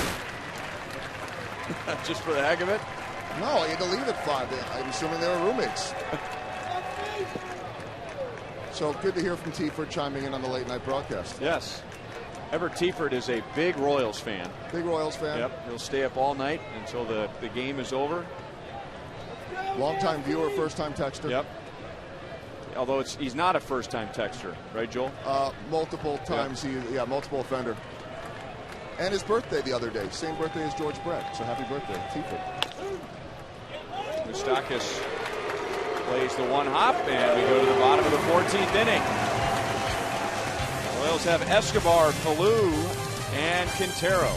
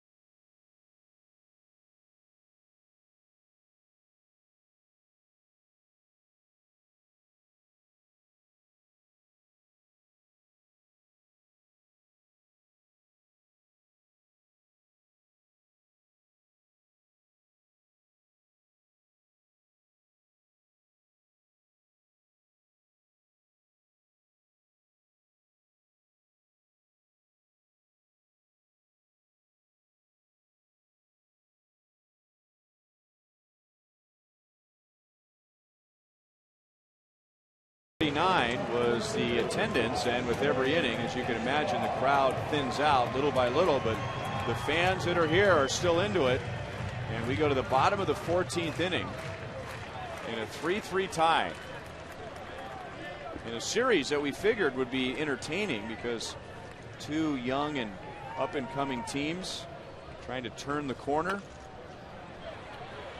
Escobar grounds back to Kevin Gregg, so he's out. 2 hits for Escobar. This is the second inning for Kevin Gregg. Didn't figure that we would see a 14-inning game. Good starting pitching on both sides. Both bullpens had trouble in the 8th and 9th innings, and now here we are in the 14th. Yeah, as good as Jonathan Broxton has been as of late, you give him a 2-run lead into the 9th, you think that game's over. Unfortunately tonight didn't work out for him.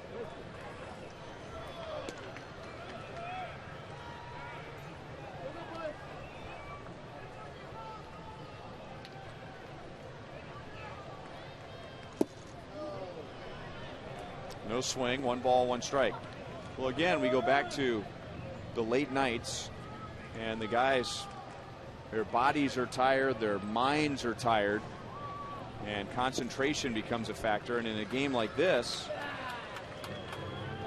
you wonder, will the game end because of a hero or because of a GOAT? With these kind of games, a lot of times you get situations, bases loaded, nobody out, and the opposing team will work themselves out of it. I mean, just don't take advantage of opportunities to score runs. Slapped over to Flaherty, and he throws out Falou, 2 down. Let's go back to Joel. Well, it's good to know, Ryan, that the Omaha Storm Chasers are watching. This just in, a text message. Don't forget Saratelli, Lowe, and Mertens, also big Royals fans, staying up late watching the game.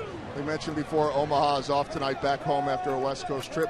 That will be Anthony Saratelli, David Lowe, and Kurt Mertens. Omaha Storm Chasers, thanks for watching. What time is the game tomorrow? Later than ours, I believe. Okay. What are we, 1 o'clock? 1:10, yeah. 1:10. Sorry, 10 minutes later. 1 strike now on Humberto Quintero. Quintero, way back in the 5th inning, had a 2-out, 2-run single to break a scoreless tie. Royals took a 2-0 lead into the 8th. The Orioles got 1 run. Royals got 1 back in the bottom of the 8th, and it was 3-1 into the 9th, and the Orioles scored 2 to tie it. Here we are in the 14th. And again, Quintero going with a little leg kick for a little extra jolt if he gets a hittable pitch from Kevin Gregg.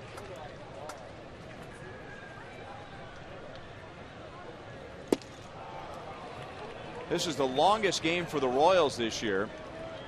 It is not for the Orioles. We were telling you earlier they played that 17-inning game with the Red Sox, which resulted in their designated hitter that night, Chris Davis, being the winning pitcher. Quintero slaps it over to Betamit. Let's play 15, shall we?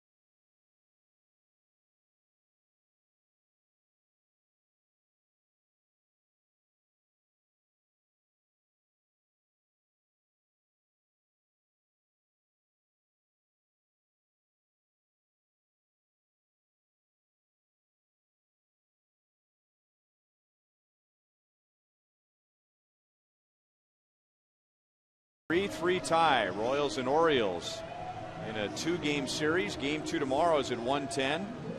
And Nate Adcock, for all intents and purposes, this is a start for him. This will be his 5th inning out of the bullpen.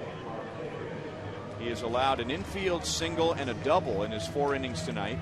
36 pitches, and only 10 of those out of the strike zone. And he'll be tested here in the 5th, as the Orioles will have the number 3, number 4, and number 5 hitters.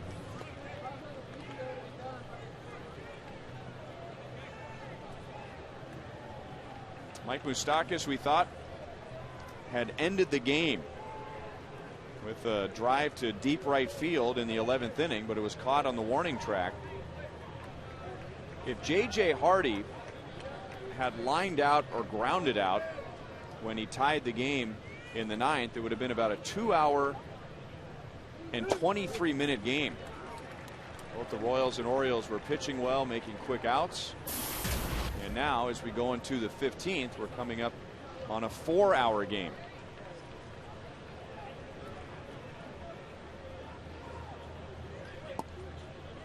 One ball, one strike. Nick Markakis, 2 hits.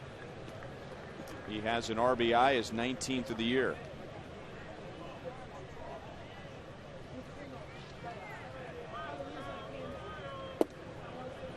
Two and one. This will be a testing inning for Nate Adcock, with the 3, 4, 5 batters coming up, and the Royals pitchers have done a pretty good job in silencing those bats during the course of the game. Drilled to right field. Francoeur to the track to make the catch. Don't hit it to right field if you want to hit a ball out of the ballpark tonight. Guess not. The flags are just barely moving, so you can't even say that there is a light wind. It's just a gentle breeze, barely flapping the flags around. Ball up, middle part of the ball, middle part of the plate.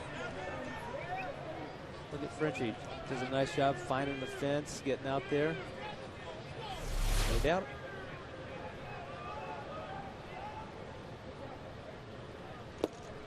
Ball 1 to Adam Jones, and Jones, and you almost don't want to mention it, is 0 for 6. And he was a big out for Adcock in the 2nd inning with a runner at 2nd and 2 outs. And Jones at that point was 0 for 5, but Adcock got him to foul out to 3rd base. Good slider over the outside.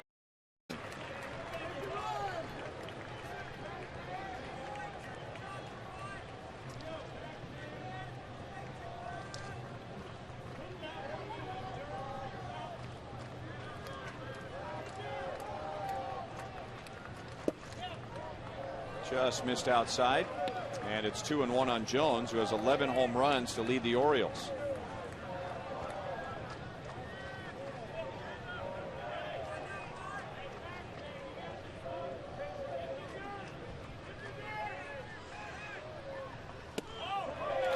Didn't mean to do it. 2-2.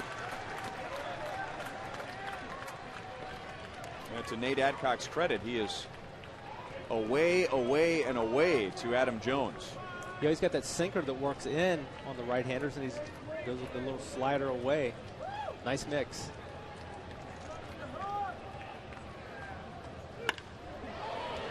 Deep left field, and Adam Jones is 1 for 7 with his 12th home run of the year.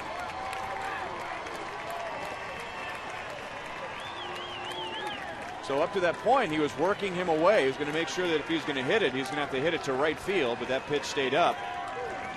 He was trying to throw another slider away here to Adam Jones, but this one just kind of backed up middle part of the ballpark. I'm sorry, middle part of the plate. Just kind of spun on him. Not going to get away with that one against a hot Adam Jones.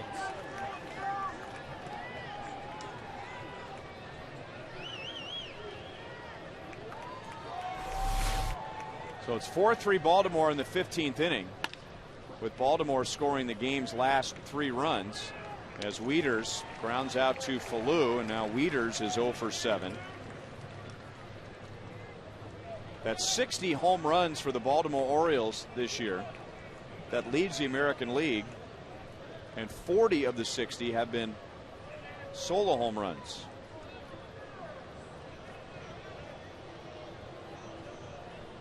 And now it'll be Bill Hall, who came on as a pinch runner for Nick Johnson in the 3rd inning. So now Hall is the designated hitter.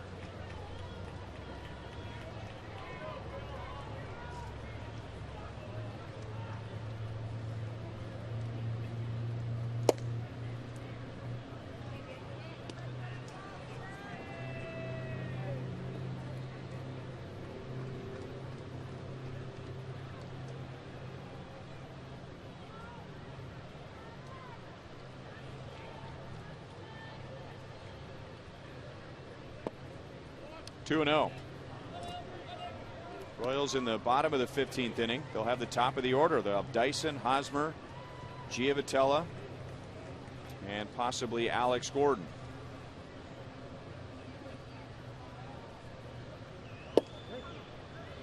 Two and 1. Very good chance that the Royals will face the Orioles closer Jim Johnson in the bottom of the 15th inning here. He's been very effective this year.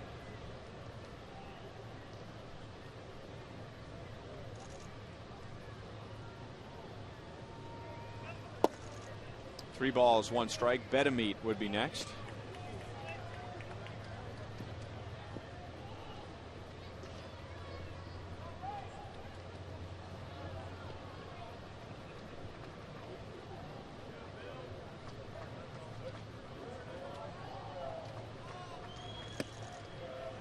And that's a 2-out walk, and the first allowed by Adcock.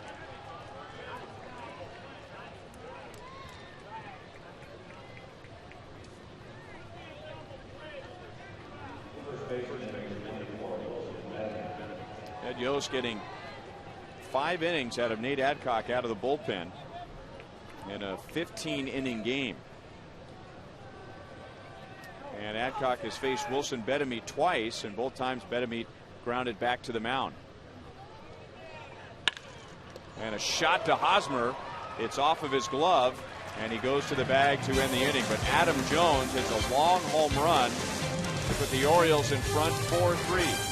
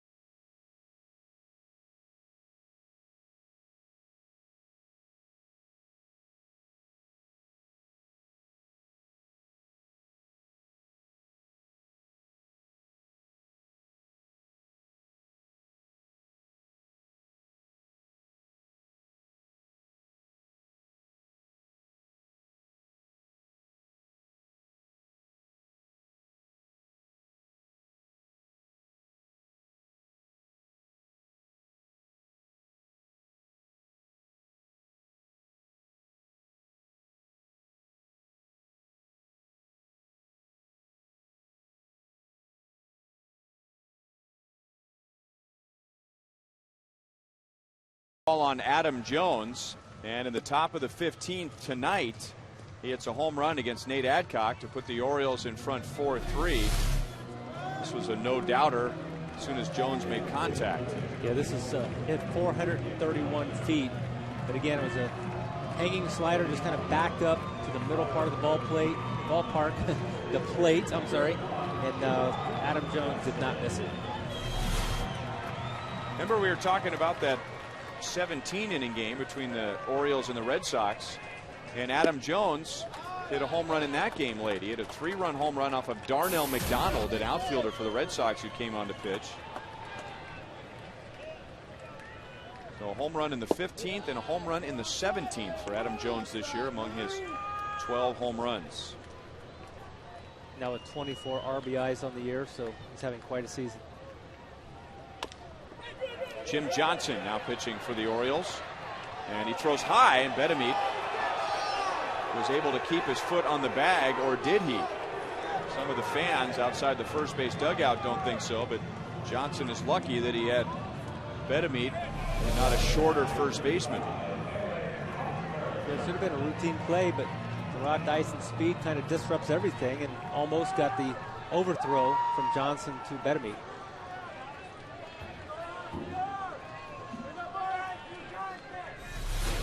And now ball one to Eric Hosmer. And Monty was telling you that Johnson has been very good for the Orioles. He has 12 saves and 12 tries, and if you go back to last year, he has converted his last 20 saves. 1-1 on Hosmer.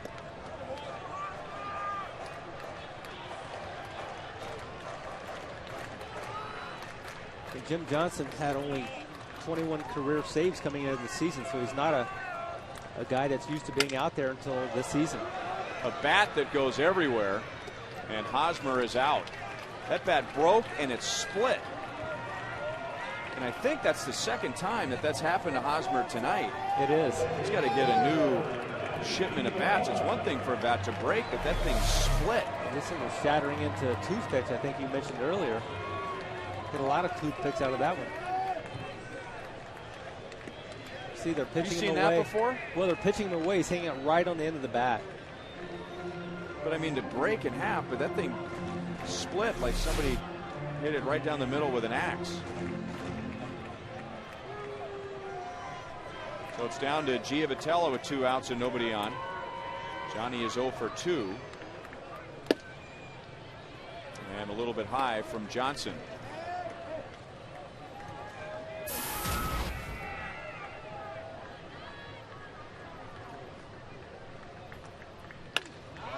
And a base hit to right field. The Royals are still breathing in the bottom of the 15th.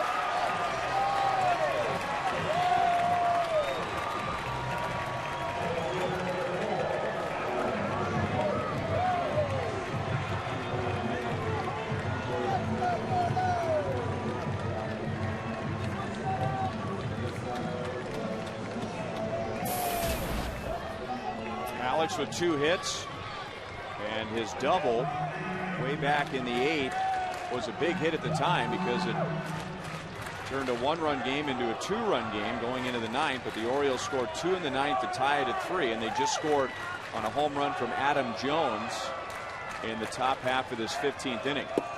Outside from Johnson to Gordon.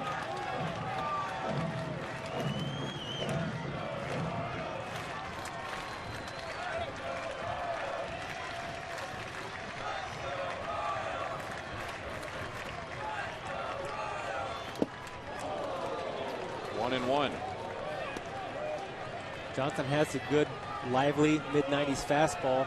Features a breaking ball and a changeup, but I would be surprised if he throws anything off-speed inner part of the plate that Alex can pull. Going to stay away here, make him do the damage away.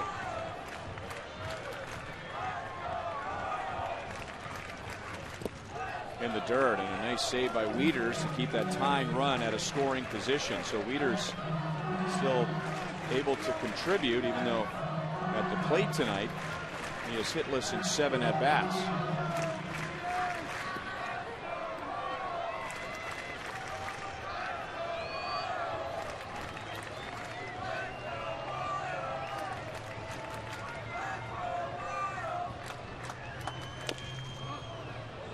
Two and two.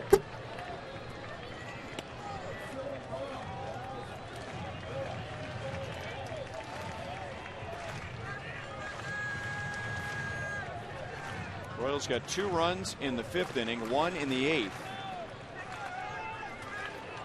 And now have been scoreless in the last 6 2/3 innings.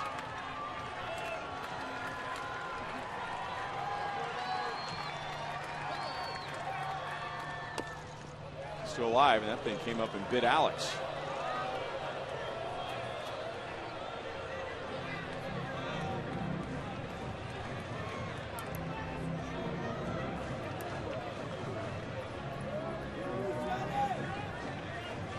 in a spot where hitters aren't used to getting hit. Sure, that is not a pleasant situation here for Alex Wood. No.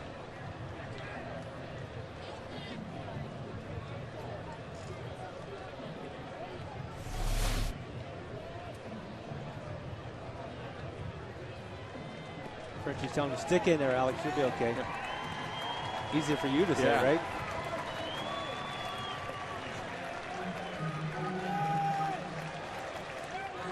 For those in the know, there's really not much you can do.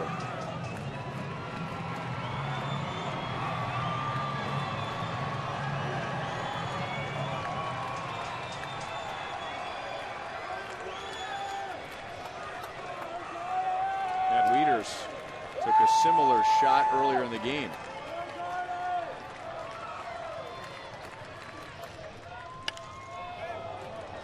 Still 2-2.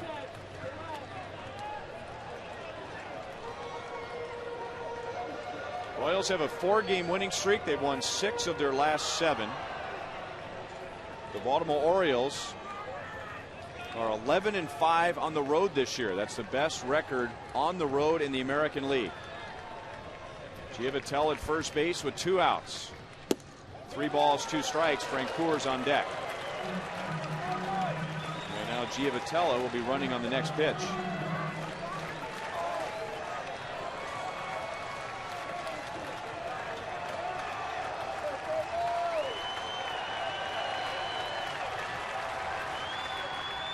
And Alex is going to ground it to Andino. And after 15 innings, the Baltimore Orioles take game 1 4-3, and it's Adam Jones, once again, the late night go-to man with a home run against